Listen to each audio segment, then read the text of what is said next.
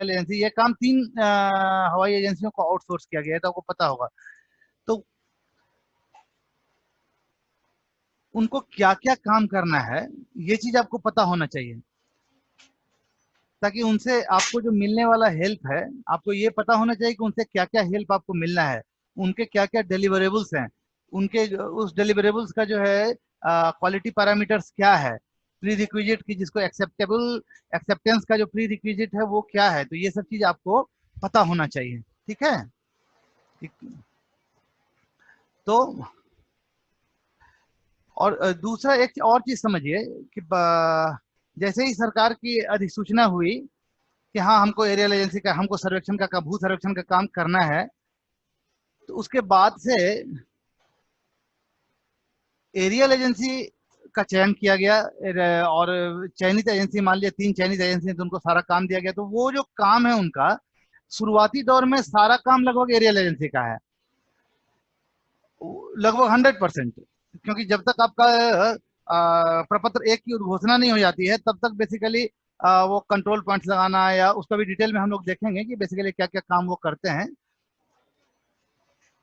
और जब उनका मैप सबमिट हो गया फील्ड में, और आपका दल गठित हो गया कि अब हाँ काम करना है, अमीन रेडी हैं, एएसओ रेडी हैं, कानूनगो रेडी हैं, तो अब ये फील्ड में जाने के पहले कि हाँ ग्राउंड ट्रूथिंग स्टार्ट हो गया, तो एक बार सबमिशन जब हो गया उनके इसका मैप्स का, मानचित्र का बनाया हुआ जो है गांव का, रेवेन्यू विलेज का, तो उसके बाद फिर दोनों का साथ साथ काम चलता है, साथ साथ काम चला, और ग्राउंड ट्रूथिंग हो गया, एजेंसी भी है और आप लोग भी हैं।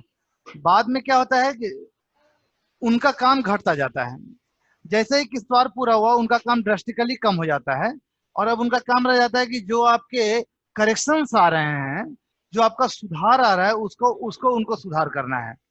ये काम मतलब एक बार हुआ, दूसरी बारी हुआ, दोबारा से एडजुडिकेशन होगा, तो फिर कुछ सुधार होगा, तो कुछ ऑर्डर्स दिए जाएंगे, उसके अकॉर्डिंग उसका तरमीम करना होगा, तो वो हुआ, तो उनका काम बस अब केवल रह गया कि जो एरर आया उस एरर को फ्लैग कर देंगे डेटाबेस में, और फिर जो जिस हिसाब से उनको सुधार करना है वो सुधार कर देंगे मैप में, और फिर वो प्रिंट करके आपको दे देंगे। तो ये मैप में सुधार करना, फिर प्रिंट करके उसको शिविर को देना, फिर मैप में सुधार करना, फिर प्रिंट करके शिविर को देना, तो ये साइकिल चलता रहता है जब तक कि वो फाइनल पब्लिकेशन नहीं हो जाता है।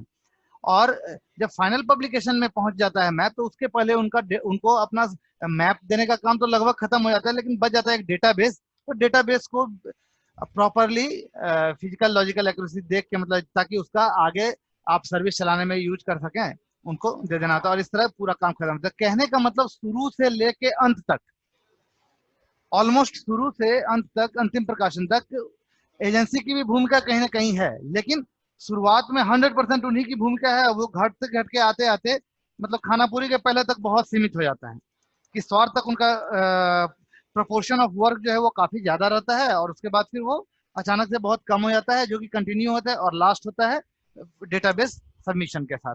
ठीक है। तो यही एक रेशियो है, मतलब शुरू में अधिक है, और ग्राफ मतलब उनका शेयर ऑफ वर्क जो है वो नीचे आता जाता है, बीच में कुछ जिसमें सबमिशन होने के बाद जो किस्तवार और ग्राउंड ट्रूथिंग का काम है उसमें लगभग साथ है, वो एक क्या है, ज्वाइंट एक्सरसाइज है। तो मोटे तौर पर कंपनी और इसका हम लोगों का जो है शेयर ऑफ वर्क जो है इसी ढंग का है। अब आते हैं रिस्पॉन्सिबिलिटी पर कि एजेंसी को काम क्या क्या करना होता है, तो 2 पार्ट में हम तोड़ के देखेंगे। पहला तो ये देखेंगे कि क्या क्या काम एजेंसी करती है, तो वो थोड़ा सा टेक्निकल होगा, लेकिन जहाँ कहीं दिक्कत होगी हम समझाते चले जाएंगे। और दूसरा है कि उनको देना क्या क्या चीज है, और उसमें हमको क्या सावधानी बरतनी है। तो बस इसी 2 पार्ट में हमारा सेशन रहेगा अभी। तो पहले तो देखते हैं वो करते क्या हैं। तो पिछले क्लास में भी हम लोग डिस्कस किए थे, वो करते बेसिकली मैप बनाने का काम करेंगे। मैप बनाने के लिए मेथड कौन सा होगा, डिजिटाइजेशन का मेथड होगा। तो पहले क्या करते हैं, सबसे पहला काम जो होता है एजेंसी को करना होता है, वो होता है कि ठीक है, वंस दे आर सिलेक्टेड, उनको डिस्ट्रिक्ट एलोकेट हो गया। अभी जो तीन तीन एजेंसी हैं हवाई सर्वेक्षण एजेंसी, उसमें से एक को 16 जिला मिला हुआ है, एक को 15 जिला मिला हुआ है, एक को 7 जिला मिला हुआ है। ठीक है, 16 15 के साथ 38, हाँ 38 हो गया ना, हाँ 38 जिले। तो 38 जिले का बंटवारा इस तरह से है। तो जैसे ही उनका काम बट गया, तो पहला काम होता है उन लोग हवाई जहाज उड़ाने के पहले, इमेज एक्विजिशन के पहले ग्राउंड कंट्रोल पॉइंट फिक्स करते हैं। तो ग्राउंड कंट्रोल पॉइंट फिक्स करें तो प्राइमरी और सेकेंडरी ग्राउंड कंट्रोल पॉइंट को इन लोगों ने मॉन्यूमेंट किया। मॉन्यूमेंट वर्ड हम जब भी बोलते हैं उसका सीधा मतलब होता है पिलर बना के, कंक्रीट का पिलर बना के गाड़ देना, मॉन्यूमेंटेशन। तो मॉन्यूमेंट इस ढंग से किया जाता है, उसका कलर इस ढंग से किया जाता है, उसको भी हमने दिखाया था ना, पिलर प्लस के कलर में, प्लस के आकार में बना हुआ रहता है और व्हाइट पट्टी बनी रहती है, बीच में पिलर बना होता है, पिलर के बीच में भी एक कांटी लगी रहती है, मतलब वो पॉइंट होता है और उसकी डीजीपीएस रीडिंग ली जाती है। अगर वो प्राइमरी कंट्रोल पॉइंट है तो उसका 72 आवर्स का रीडिंग होता है, ताकि it should be accurate and it should be known. अगर ये नोन रहता है किसी पॉइंट का कोऑर्डिनेट, तभी उसको कंट्रोल पॉइंट बोलते हैं, ठीक है ना। अगर अननोन है तो उसको कंट्रोल पॉइंट नहीं बोलेंगे, वो जस्ट एक पॉइंट होगा। कंट्रोल पॉइंट जब भी बोलते हैं इसका मतलब यह है कि इस पॉइंट का कोऑर्डिनेट हम जानते हैं, इस पॉइंट का लैटिट्यूड, लॉन्गिट्यूड और हाइट हम फ्रॉम एमएसएल हमको मालूम है। तो सबसे पहला काम करते हैं वो पिलर गाड़ने का काम करते हैं, कंट्रोल पॉइंट बिछाने का काम करते हैं। तो 40-40 किलोमीटर पर लगभग प्राइमरी कंट्रोल पॉइंट इन लोगों ने बिछाया। लगभग एक जिले में एक डेंसिटी है इस चीजों का। और 16 किलोमीटर के ग्रिड पर, 16 बाय 16 किलोमीटर पर, 16-16 किलोमीटर की दूरी पर सेकेंडरी कंट्रोल पॉइंट लगाया गया है। इसके साथ भी वही है कि ऐसा बनाया जाता है ताकि हवाई जहाज से जब फोटोग्राफ लिया जाए तो वो दिखाई दे, फोटोग्राफ पर वो दिखाई दे। और यहाँ भी वही बात है कि ये सेकेंडरी कंट्रोल पॉइंट है, इसका मतलब कितने देर की इसकी रीडिंग होनी चाहिए, डीजीपीएस से जो ऑब्जर्वेशन होना चाहिए इस पॉइंट का, वो कम से कम 4 घंटे का होना चाहिए। 4 घंटे में जो एक्यूरेसी अचीव होती है तभी वो सेकेंडरी कंट्रोल पॉइंट होने का एलिजिबिलिटी मतलब रिटेन कर पाता है, मतलब एक्वायर कर पाता है। तो मिनिमम 4 आवर्स का ऑब्जर्वेशन होना चाहिए डीजीपीएस के थ्रू सेकेंडरी कंट्रोल पॉइंट के लिए। और कई जगह टर्शियरी भी लगाया गया, टर्शियरी कंट्रोल पॉइंट, छोटे छोटे पिलर, ताकि वो क्या है कि लोकल लेवल पर वो नेटवर्क तैयार करने के लिए। और उसका जो टर्शियरी कंट्रोल पॉइंट है उसका ऑब्जर्वेशन पीरियड क्या है, वो है 45 मिनट्स। तो 72 आवर्स, 4 आवर्स और 45 मिनट्स, ये 3 ऑब्जर्वेशन के बेसिस पर कंट्रोल पॉइंट्स का एक नेटवर्क बनाया जाता है और उसको सबसे पहले उस नेटवर्क को तैयार कर लिया जाता है और उसका रीडिंग ऑब्जर्वेशन लेके रख लिया जाता है। अब क्या है, दूसरा काम होता है फ्लाइंग। एयरक्राफ्ट को फ्लाई कराते हैं और ऑफ ऑफ पैटर्न पर फ्लाई कराते हैं।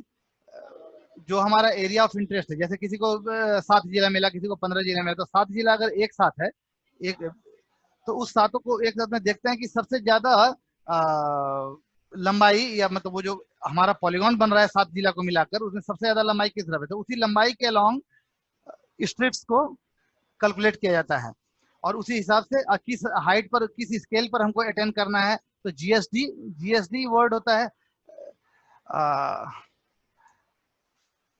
Ground space distance. बेसिकली जैसे मैप में स्केल होता है ना, कुछ कुछ वैसा ही होता है जीएसडी। मतलब जो हमारा जब भी हम फोटोग्राफ्स या मोबाइल से कोई फोटो खींचते हैं या हवाई जहाज से फोटो लेते हैं या सैटेलाइट से ही इमेजरी एक्वायर करते हैं, इमेज एक्विजिशन करते हैं, तो बेसिकली वो पिक्सल्स के टर्म में होता है। और पिक्सल्स में कैसा आ रहा है, पिक्सल्स का कलर, टोन, टेक्सचर, उसका डिजिटल नंबर, तो ये सब चीज, ब्राइटनेस वैल्यू, ये सब क्या है, उसी के बेसिस पर हमको पता चलता है कि ग्राउंड पर क्या चीज है। लेकिन एरियल फोटोग्राफ्स के साथ क्या है कि वो काफी लो हाइट से लिया जाता है फोटोग्राफ्स। तो जो एक पिक्सल है ना, वो लगभग 10 से 12 सेंटीमीटर का डिस्टेंस आपको शो करता है। तो 10 से 12, और किसी भी फीचर्स को पहचानने के लिए एसोसिएशन ऑफ पिक्सल्स जो है उससे हम आराम से पहचान सकते हैं। तो लगभग मतलब 20-25 सेंटीमीटर की चीज या 50 सेंटीमीटर की चीज या आधे मीटर की चीज, अगर कोई कुर्सी है या कोई गाय है, कोई बकरी है, आराम से पहचान में आती है एरियल फोटोग्राफ पर। कोई आदमी है तो आपको आराम से दिखाई देगा फोटोग्राफ पर। तो कहने का मतलब रिजोल्यूशन बहुत ज्यादा रहता है। जीएसडी जो है इसका 10 to 12 सेंटीमीटर रहता है, तो इस वजह से बहुत छोटी छोटी चीजें भी बहुत साफ साफ दिखाई देती हैं एरियल फोटोग्राफ पर। तो दूसरा काम जो होता है फ्लाइंग का, उसमें स्ट्रिप वाइज जो है फोटोग्राफ्स कलेक्ट करता है एरियल फोटोग्राफ, हवाई एयरक्राफ्ट, सर्टेन हाइट पर सर्टेन स्पीड से, ताकि एक खास फोटोग्राफ में 1.5 से 2 किलोमीटर तक का लगभग एरिया कवर हो जाता है एक स्क्वायर शेप में। और जब फोटोग्राफ्स कवर करता है तो इस बात का भी ध्यान रखा जाता है कि फॉरवर्ड ओवरलैप, मतलब कॉमन एरिया जो है वो लगभग 60% होना चाहिए, नहीं तो, और एक कोई भी एक सिंगल फीचर उठा के देंगे तो वो मिनिमम 3 फोटोग्राफ्स में आना चाहिए। ये अगर नहीं होगा तो टाइम का काम नहीं हो पाता है, बांधने का काम नहीं हो पाएगा। Photograph to photograph, photograph to photograph बांधेंगे तभी तो स्ट्रिप बनेगा। Strip to strip, strip to strip जब ज्वाइन करेंगे तभी तो वो पूरा एरिया का फोटोग्राफ या पैनोरामिक व्यू क्रिएट होगा, एक मोजाइक बन पाएगा। तो वो मोजाइक बनाने के लिए प्री रिक्विजिट है कि वो एक सर्टेन फीचर जो है जो फोटोग्राफ में दिखाई दे रहा है वो मिनिमम 3 फोटोग्राफ में दिखना चाहिए। पहले वाले में वो थोड़ा लेफ्ट साइड, दूसरे वाले में थोड़ा मिडिल में, तीसरे वाले में फिर कॉर्नर में दिखाई देगा। तो इसी बेसिस पर फोटोग्राफ कलेक्ट किया जाता है। अगला काम होता है फोटोग्राफ को टाई करना।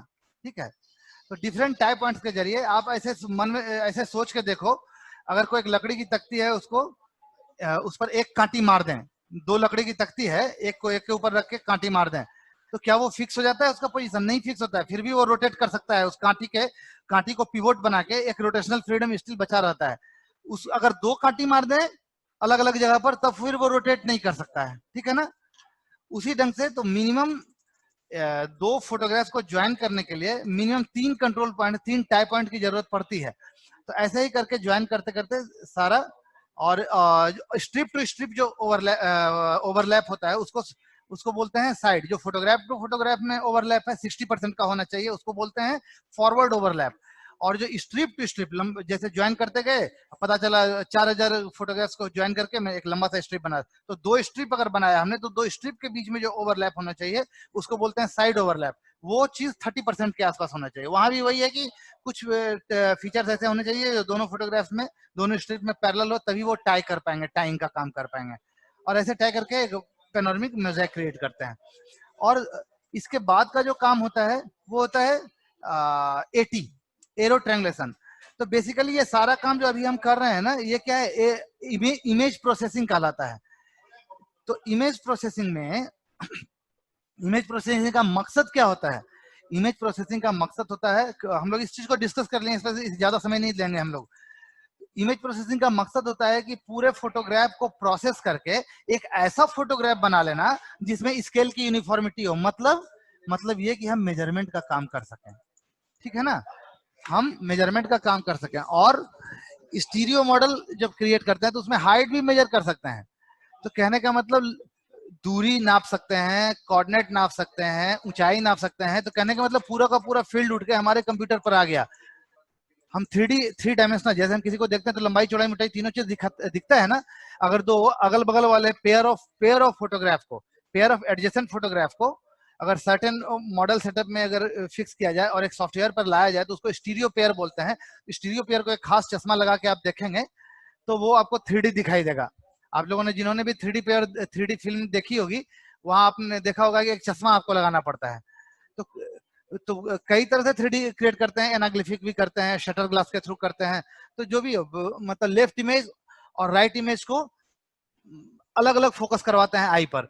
तो या तो फ्रीक्वेंसी ये करके या फिर रेड और ब्लू कलर में वो चश्मा लगा के उससे भी करते हैं। तो जो भी हो, कहने का मतलब स्टीरियो पेयर में 3 डायमेंशनल जब हम क्रिएट करते हैं तो हमारे लिए बहुत आसान हो जाता है रिलीफ के डिस्टॉर्शन या रेडियल डिस्प्लेसमेंट या इन चीजों को हटाना। तो कहने का मतलब पूरे इमेज प्रोसेसिंग का क्रक्स ये है कि जो भी डिस्टॉर्शन था हमारे फोटोग्राफ में, डिस्टॉर्शन किस किस चीज की वजह से होता था? रिलीफ की वजह से था, ऊंचाई नीचाई की वजह से था, जो वाइब्रेशन सब प्लेन का ड्रैग था उसकी वजह से था, या फिर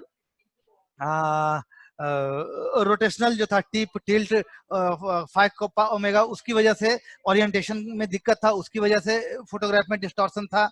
नहीं, कई बार ओरिएंटेशन अलग अलग रहता है कि कहीं पर 60 डिग्री से खींचा गया, कहीं पर वही 65 डिग्री के एंगल से खींचा गया जमीन का फोटो, तो उससे भी डिस्टॉर्शन आता था। तो जितने भी तरह का डिस्टॉर्शन हमारे फोटोग्राफ में आया हुआ है,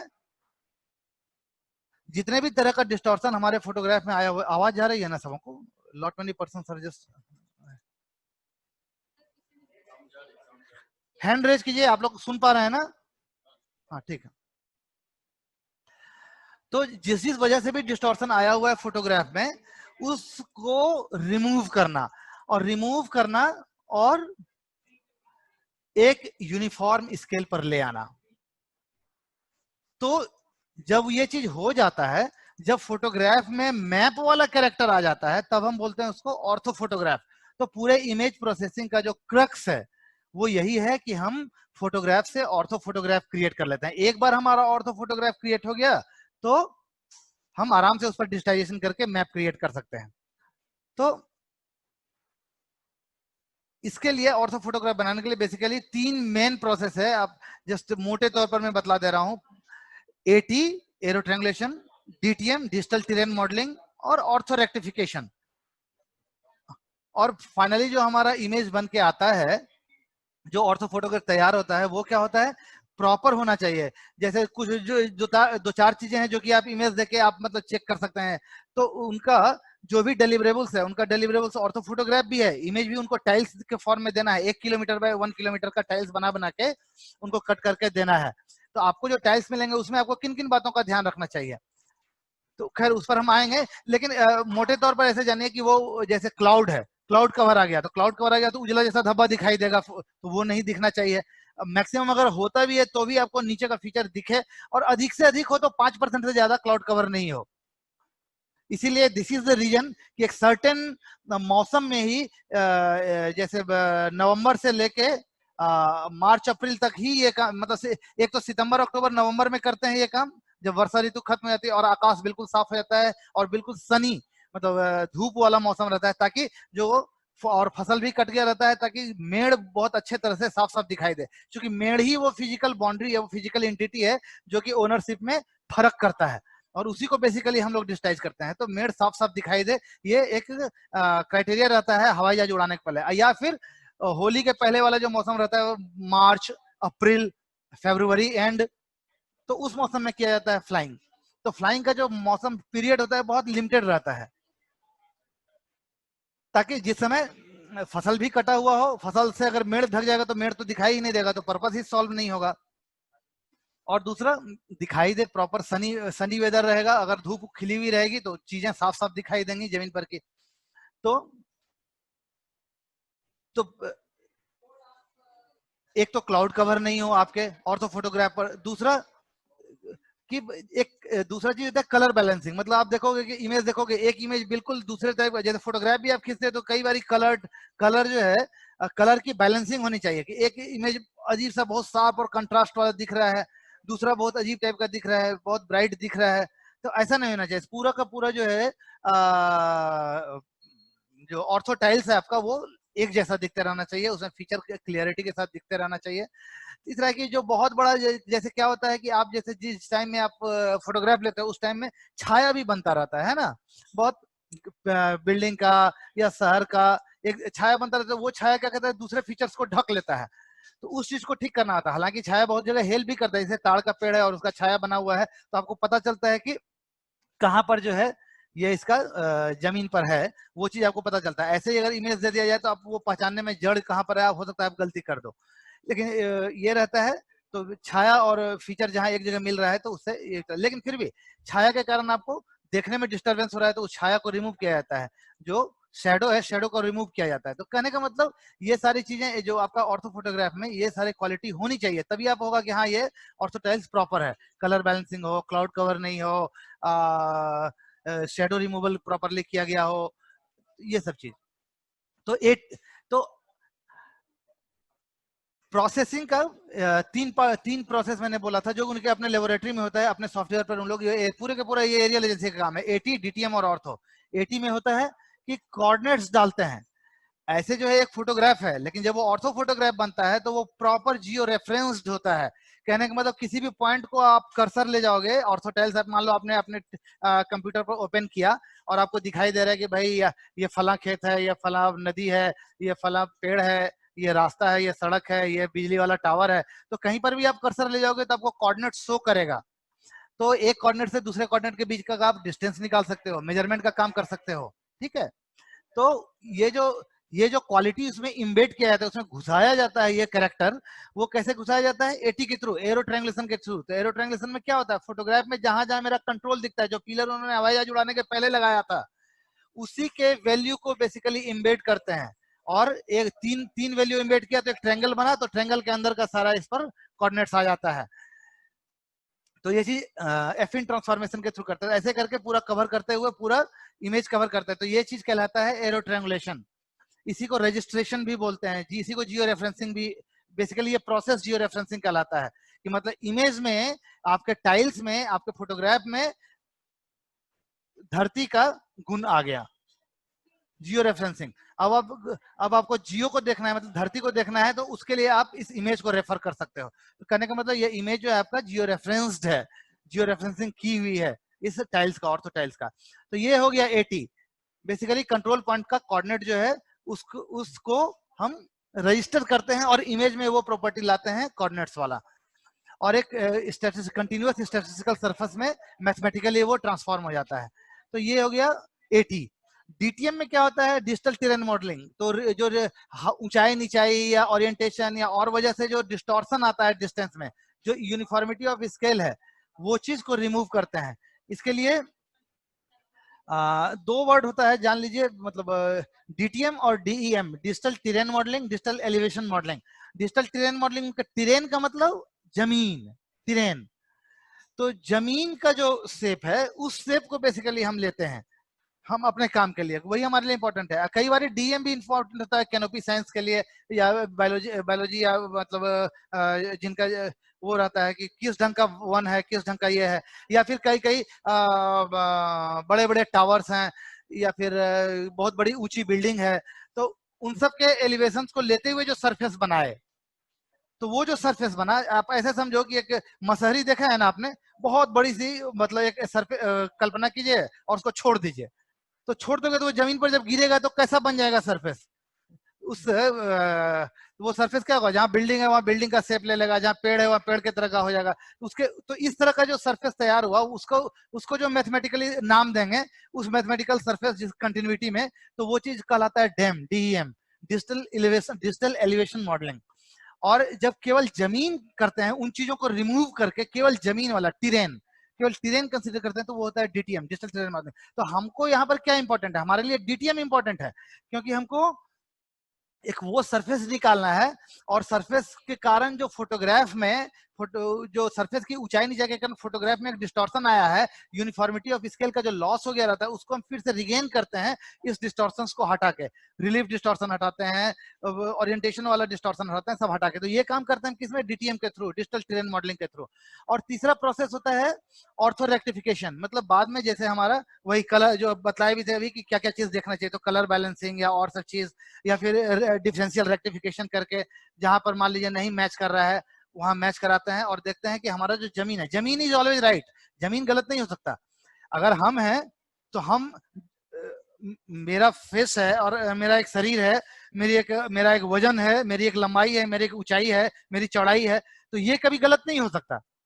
अब जब इसका तस्वीर खींच रहे हैं तो उसमें हो सकता है हम फोटोग्राफी के थ्रू हम बहुत पतला दिखा दें, अपने आप को बहुत लंबा दिखा दें, तो ये क्या है, ये सब दीज आर कॉल्ड डॉजिंग।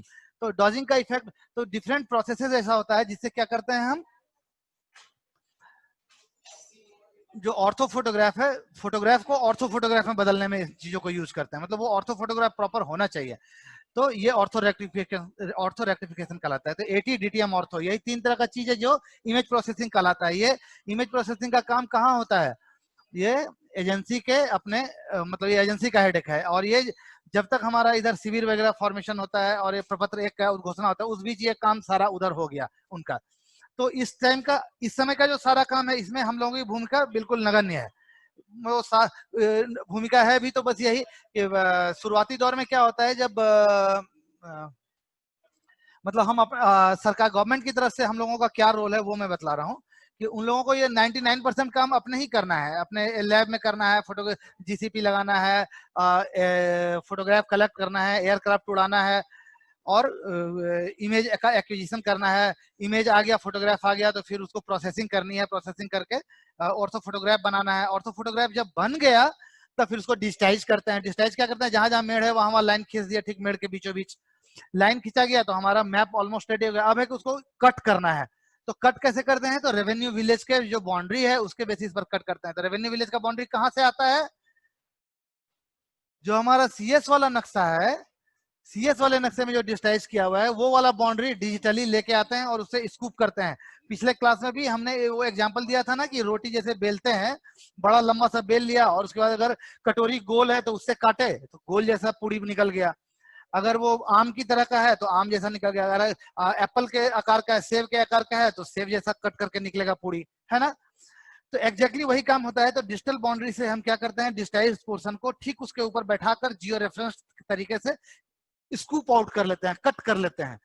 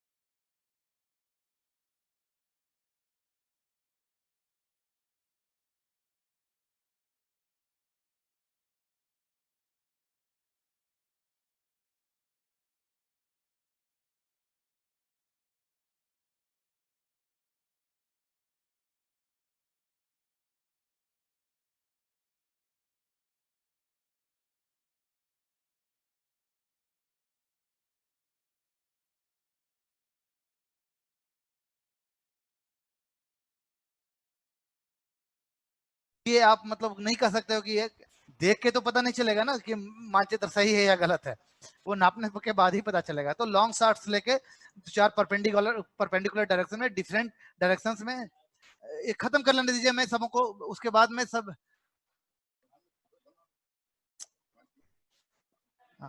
इसके बाद संजीव जी मतलब आएंगे हम सब। अच्छा सुनाई नहीं दे रहा है तो प्लीज रेज योर हैंड। सुनाई दे रहा है? हाँ सुनाई दे रहा है, सबको सुनाई दे रहा है, आपके एंड से दिक्कत होगी। एनीवे तो बाद में हम क्वेश्चंस लेंगे, अभी पहले सुन लीजिए सब चीजों को।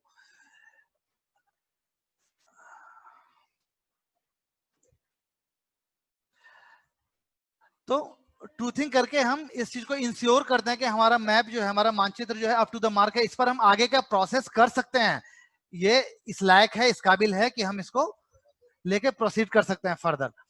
तो ये हुआ, और उसके बाद फिर ज्वाइंट एक्सरसाइज चला। फिर उसके बाद जो है एरियल एजेंसी का रोल जो है कम हो जाता है, वो केवल करेक्शन मेजर में रह जाता है, करेक्टिव मेजर में रह जाता है, या जहां जहां किसी ने आपत्ति दी उस आपत्ति को फ्लैग करते हैं वो डेटाबेस में, ताकि कभी भी पता चल जाए कि कहां कहां आपत्ति हुई थी, किन्होंने आपत्ति दी थी। और एक चीज को आप समझिए, अभी जो हम बनाएंगे सारा मैप, जो मानचित्र बनेगा हमारा, तो अभी तक क्या होता था, होता यह था कि मानचित्र बनता था, मानचित्र में करेक्शन और आरओआर बनता था, अधिकार अभिलेख, और दोनों को बहुत करीने से रखा जाता था। मानचित्र रखने की जगह कौन सी होती थी, बिहार सर्वेक्षण कार्यालय गुलजार बाग, वहां लगभग 1.25 लाख 1.5 लाख मैप, पहले तो और भी ज्यादा 2.5-3 लाख मैप था। उड़ीसा वाला मैप उड़ीसा गया, बंगाल वाला बंगाल गया, झारखंड वाला भी इधर कुछ 4-5 साल पहले झारखंड गया, तो बिहार का मैप बचा रह गया। तो एनीवे मानचित्र रखने की जगह वो थी, और आरओआर रखने की जगह कौन सी थी, आरओआर रखने की जगह थी अंचल। अंचल में आपका अधिकार अभिलेख रहता था, और जब भी कोई म्यूटेशन होता था, कोई खरीद बिक्री होती थी, या किसी जमीन का टुकड़ा होता था, या तो कोई भी परिवर्तन जब खेसरा में होता था तो क्या करते थे, आपको म्यूटेशन करवाना होता था। म्यूटेशन में क्या होता था, दाखिल खारिज, मतलब लैंड, जैसे हमारा अकाउंट दिया जाता है, दो, अच्छा छोटी छोटी दो चीजें मैं जस्ट बोल देता हूँ, हो सकता है आपको मालूम भी हो। एक होता है खेसरा पंजी, एक होता है जमाबंदी पंजी, एक होता है डिमांड रजिस्टर, एक होता है खेसरा रजिस्टर पार्सल। तो जो खेसरा पंजी होता है वो बेसिकली जो हमारा मैप बना ना, मैप में अगर 1600 पॉलीगॉन है मान लो, तो वो 1600 नंबर रहेगा। खेसरा पंजी में जो एंट्री होगी 1 2 3 4 5, जो जो नंबर है मानचित्र पर, जो पॉलीगॉन का नंबर है, सीरियल नंबर है, उसके हिसाब से वो एक रजिस्टर तैयार कर दिया, तो इसको खेसरा पंजी बोलते हैं। और हर एक के आगे लिखा कि इसका एरिया ये है, इसका जो ओनर है वो फला आदमी है, इसका नाम ये है, ये है, ये है। तो ये चीज खेसरा पंजी है। और दूसरा होता है खाता, जो जमाबंदी पंजी डिमांड रजिस्टर होता है। डिमांड रजिस्टर क्या होता है कि ओनर्स कितने हैं, एक गांव में मान लो 1600 पॉलीगॉन है, लेकिन क्या 1600 रैयत भी हैं, पता चला नहीं, रैयत तो 900 ही है। किसी का 2 खेत है, किसी का 4 खेत है, किसी का 3 खेत है, किसी का 1 ही खेत है, कुछ लोग का नहीं भी है, तो वो उसको तो जमाबंदी पंजी में आना नहीं है। तो जो ओनर्स बना, ओनर्स को फिर अल्फाबेट के अरेंज कर लिए, और उसको 1 2 3 4 5 6 नंबर दे दिए। तो वो क्या हुआ, एक ओनर अगर है, ओनर का अगर 4 खेत है तो उसको चारों खेत उसमें दिखलाते हैं, खेसरास को, पार्सल्स को, प्लॉट को दिखलाते हैं। It is just like your bank account, land account समझिए इसको। तो जब हम म्यूटेशन करवाते हैं, खरीद बिक्री होती है, तो क्या होती है, हमारा certain portion of my land is just removed from my account, और किसी ना किसी के अकाउंट में जाके वो चला जाता है। हो सकता है गांव के, अब जैसे अर्बन एरिया के, अर्बन फ्रिंज है, अर्बन अर्बन सेटलमेंट है, शहर है, शहर के बाहर भी तो गांव रहता ही रहता है। शहर स्प्रेड किया और म्यूनिसिपल का बाउंड्री जो है थोड़ा बड़ा हो गया, तो उस एरिया में जो भी गांव पड़ रहा है, उसका उसका दाम आप लोग आराम से जान रहे हैं कि काफी ज्यादा हो जाता है। तो जो खरीदने वाले लोग हैं जो खरीदने वाले लोग हैं, अगर वो खरीदने वाला आदमी उसी गांव का है, तब तो अकाउंट में, एक अकाउंट से जमीन कटा और दूसरे अकाउंट में शामिल हो गया। मतलब इसीलिए इसका नाम देखिए बड़ा अच्छा है, दाखिल खारिज, मतलब एक जगह से जमीन खारिज हुआ, दूसरे जगह जो है वो दाखिल हो गया, शामिल हो गया, ठीक है। लेकिन अगर दूसरा कोई आदमी है, मतलब उस गांव से बाहर का है, जिसका कि जो अकाउंट वाला रजिस्टर है, अकाउंट होल्डर्स का जो रजिस्टर है, रैयतों का जो रजिस्टर है, जमाबंदी पंजी है, उसमें डिमांड रजिस्टर में उनका नाम नहीं है, कोई शहर का आदमी जाके जमीन खरीद रहा है, तो अगर कोई नया आदमी आता है तो उसका नया खाता फिर बन जाता है ना, नया उसका अकाउंट खुल जाता है, तो एक उसमें एंट्री बढ़ जाती है, किसमें, डिमांड रजिस्टर में, एक की। तो खैर, तो बेसिकली हमको ये समझाना था कि एक रैयत वाला रजिस्टर हुआ और एक खेसरा वाला रजिस्टर हुआ, लैंड वाला रजिस्टर हुआ। तो अगर हम कोई पूर्व में, जैसे 100 साल पहले ये काम हो गया, तो व्यवस्था ये थी कि मतलब मान के ये चला जा रहा था कि हर एक 30 साल पर सर्वे होगा, और उसमें ये व्यवस्था रखी गई थी कि सतत उसको अद्यतन करना है। मतलब अगर कोई जमीन खरीद बिक्री हुई तो पार्सल में कुछ चेंज आया, मानचित्र में थोड़ा सा बदलाव आया, तो वो जो बदलाव आया तो मानचित्र में भी सुधार होना चाहिए, और जो आरओआर है हमारा अधिकार अभिलेख, उसमें भी सुधार होना चाहिए, ठीक है। अगर वो टुकड़ा होता है किसी पॉलीगॉन का, तो वो उनका नंबरिंग करने का भी अपना एक तरीका होता था, कि जितने नंबर का, जैसे 45 नंबर टुकड़ा है, पॉलीगॉन है, वो टूट के 2 भाइयों में चला गया, और टोटल पॉलीगॉन मान लो है उस गांव में 1600, तो वो लिखने का तरीका ये होता था कि 45, और जो नया वाला पार्सल बना जिसको कि कोई नंबर नहीं है, उसको हो गया 45/1601, तो नीचे में वो मानचित्र के नीचे में वो बटा नंबर करके नीचे लिख देते थे। तो जैसे 1601 नंबर जैसे लिखा हुआ है तो वो 45/1601, तो वो समझ जाता था। तो मैप, जिनको भी मैप देख के ये पता करना बड़ा आसान हो जाता था कि ये 1601 नंबर जो है वो कहाँ पर है। तो 45 नंबर जहां पर होगा उसी में, उसी का टुकड़ा होकर 1601 बना है। तो ये चीज देख के पता चल जाता था। अदरवाइज अगर वैसा टुकड़ा नहीं हुआ है तो जो पैटर्न होता है वो ये होता है कि नॉर्थ वेस्ट से लेके साउथ ईस्ट की तरफ जाते हैं, वो भी ऑफ बॉ पैटर्न में, जैसे हवाई जहाज उड़ने का पैटर्न होता था वैसे ही, ऐसे ऐसे ऐसे ऐसे ऐसे ऐसे करके वो साउथ ईस्ट की तरफ चले जाते हैं। तो नंबरिंग ऐसे ही डालते थे। तो व्यवस्था ये थी कि सुधार किसमें, दोनों स्तर पर होना था। अधिकार अभिलेख में भी सुधार होना था, आरओआर रिकॉर्ड्स ऑफ राइट, और मानचित्र में भी सुधार होना था। कहीं हुआ कहीं नहीं हुआ बिल्कुल, तो ऐसे करके, और बटा भी मान लो बहुत बढ़ता जा रहा है तो फिर नंबर को खोजना आसान, दिक्कत होने लगती थी। मैप में बहुत छोटा छोटा भी खेसरा रहता था जिसमें कि नंबर डाला ही नहीं जा सकता। अगर इतना छोटा खेसरा है कि उसमें किसी भी ढंग से कुछ डेसिमल्स का अगर खेत है, खेसरा है बसावट वाले बस्ती वाले रीजन में, उसमें किसी भी ढंग से आप लिखना चाहो 1601 तो वो अटेगा ही नहीं। तो वो केवल पैटर्न के आधार पर, ये भी ट्रेडिशन रहता था कि केवल 1 डाल के छोड़ दिया कि सीरीज से आप पकड़ लो कि वो वास्तव में एक नहीं, वो 1601 है। अगर कहीं 2 लिखा हुआ है तो उसको आप समझ लो पैटर्न से कि वो 302 है, ना कि वो 2 है। तो वो मतलब ये ट्रेडिशन से इसी ढंग से चलता रहा। और जब 30 साल हो जाएगा तो ये मान के चला जा रहा था हर एक 30 साल पर सर्वे होगा और पूरा मैप नया हो जाएगा, फिर अधिकार अभिलेख पूरा नया हो जाएगा, लेकिन ये हो नहीं पाया। और इतना ही नहीं, बाढ़, अपना जो बिहार है वो बाढ़ ग्रसित क्षेत्र है, कई जगह बाढ़ के कारण है, इसके कारण कई जगह आरओआर भी बहुत डैमेज हो गया, और जो मानचित्र में तत्संगत सुधार होना था वो भी नहीं हो पाया। तो कहने का मतलब ये दोनों अलग अलग था। जो चीज मैं समझाना चाह रहा हूं वो ये है कि मानचित्र अलग था, ठीक है, और आरओआर अलग था। रख रखाव दोनों का होना था, तत्संगत सुधार दोनों में होने थे, लेकिन एक पूरा का पूरा कहाँ रखा हुआ था, गुलजार बाग में। और सुधार होने के लिए बंदोबस्त कार्यालय से आता था कि यहाँ पर यह सुधार होना है, और तब गुलजार बाग में उसको इनकॉर्पोरेट किया जाता था, उसको एग्जीक्यूट किया जाता था उस चेंजेस को। तो थोड़ा कंबर्सन प्रोसेस था कंट्रोल से, और उसके बाद कई जगह बंदोबस्त कार्यालय भी खत्म हो गए। तो ये प्रोसेस बेसिकली डिसफंक्ट हो गया, डिसरप्ट हो गया। अभी क्या है, अभी एक बहुत बड़ी सुविधा है, हम सारे डेटा को जीआईएस डोमेन में लेके जा रहे हैं। जीआईएस डोमेन में हमको क्या सुविधा मिलती है, बेसिकली 2 बहुत अच्छी सुविधा मिलती है कि डेटाबेस और मैप जो है वो आपस में बात करता है, ठीक है। तो डेटाबेस में कुछ चेंज करें तो we can flag it, we can reflect it, we can display it on map. In the same way अगर मैप में कुछ हम चेंजेस करते हैं तो that will reflect in our database as well, ठीक है। तो वो दोनों आपस में बात करने लायक होता है। और दूसरा कि मैप को हम कोई भी मैप बेसिकली 3 तरह से, 3 चीजों की सहायता से ही मैप के सारे इंग्रेडिएंट्स को तैयार किया जाता है। वो 3 चीज रहता है, पहले भी वैसे ही होता था, पॉइंट, लाइन, पॉलीगॉन, ये भी बताए हुए थे पिछली बार। पॉइंट मतलब जो पॉइंट टाइप का, जैसे ताड़ गाछ है या कोई मंदिर है तो उसको जस्ट एक पॉइंट से दिखला दिए, एक सिंबल से दिखला दिए, तो ये पॉइंट हो गया। और दूसरा लाइन, जैसे रोड का किनारा है या रोड का सेंटर लाइन है, या कोई नाला गया हुआ है वो 2 गांव की बाउंड्री बना रहा है, तो बीच वाला जो नाले का सेंटर लाइन है उसको धार धुरा या निस्फा निस्फ करके, तो वो लाइन हो गया। और पॉलीगॉन, खेसरा है आपका वो पॉलीगॉन है, गांव है वो आपका पॉलीगॉन है, जिला है, अंचल है, राज्य है, ये सब देश है, ये सब क्या पॉलीगॉन है।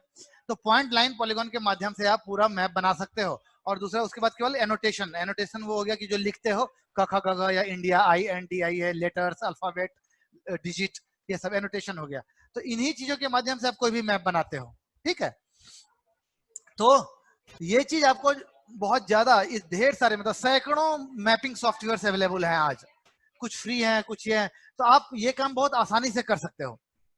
और दूसरा ये कि जो करेक्शन होगा, अब जो है हमारा मैप क्या होगा, रियल टाइम मैप होगा। रियल टाइम वर्ड बोलते हैं, रियल टाइम मैप बोलते हैं, तो उसका मतलब क्या होता है, उसका मतलब होता है कि अभी के समय में हमारा जैसा खेसरा है, अगर कहीं फ्लाईओवर जा रहा है तो वो फ्लाईओवर दिखेगा। अगर कहीं म्यूटेशन होता है, कोई फला जमीन आपकी थी मैंने खरीद ली, तो उस जमीन को मेरे नाम पर दिखना चाहिए, ठीक है। तो हम अभी जो हमारा मैप होगा, किसी भी पॉलीगॉन पर आप क्लिक करोगे तो आपका पूरा उसमें जन्म कुंडली खुल जाएगी कि रैयत का कौन था, किसका है, कब ये हुआ, कितना एरिया है, किसने किससे खरीदा, कितने तारीख को खरीदा, इस पर कब आपत्ति पड़ी थी, वो टोटल डिटेल आपको शो कर देगा। इट्स मैटर कि मतलब वो आप अथॉराइज हैं उन सारे इन्फॉर्मेशन को देखने के लिए या नहीं, लेकिन this facility is there, technically all this things are possible and it is happening. तो ये चीजें, ये सुविधा हमको मिलेगी, तो हम हमारे लिए पॉसिबल हो पाएगा कि हम डेटाबेस वर्सेस मैप में के बीच में इंटरेक्ट कर पाएंगे, और हमारा मैप जो है वो रियल टाइम होगा, ऑलवेज रियल टाइम होगा। तो हमको इस सर्वे के बाद अगर इसको हम अच्छे से कर लेते हैं तो we won't have any necessity to do the survey again. जिस सर्वे को 30-30 साल पर करने की आवश्यकता होती थी, उसको जैसे अभी हम लोग कर रहे हैं 100 साल के बाद, तो वो दोबारा से फिर करने की आवश्यकता नहीं रहेगी, हमारा ऑलवेज जो है वो अपडेटेड रहेगा। ठीक है,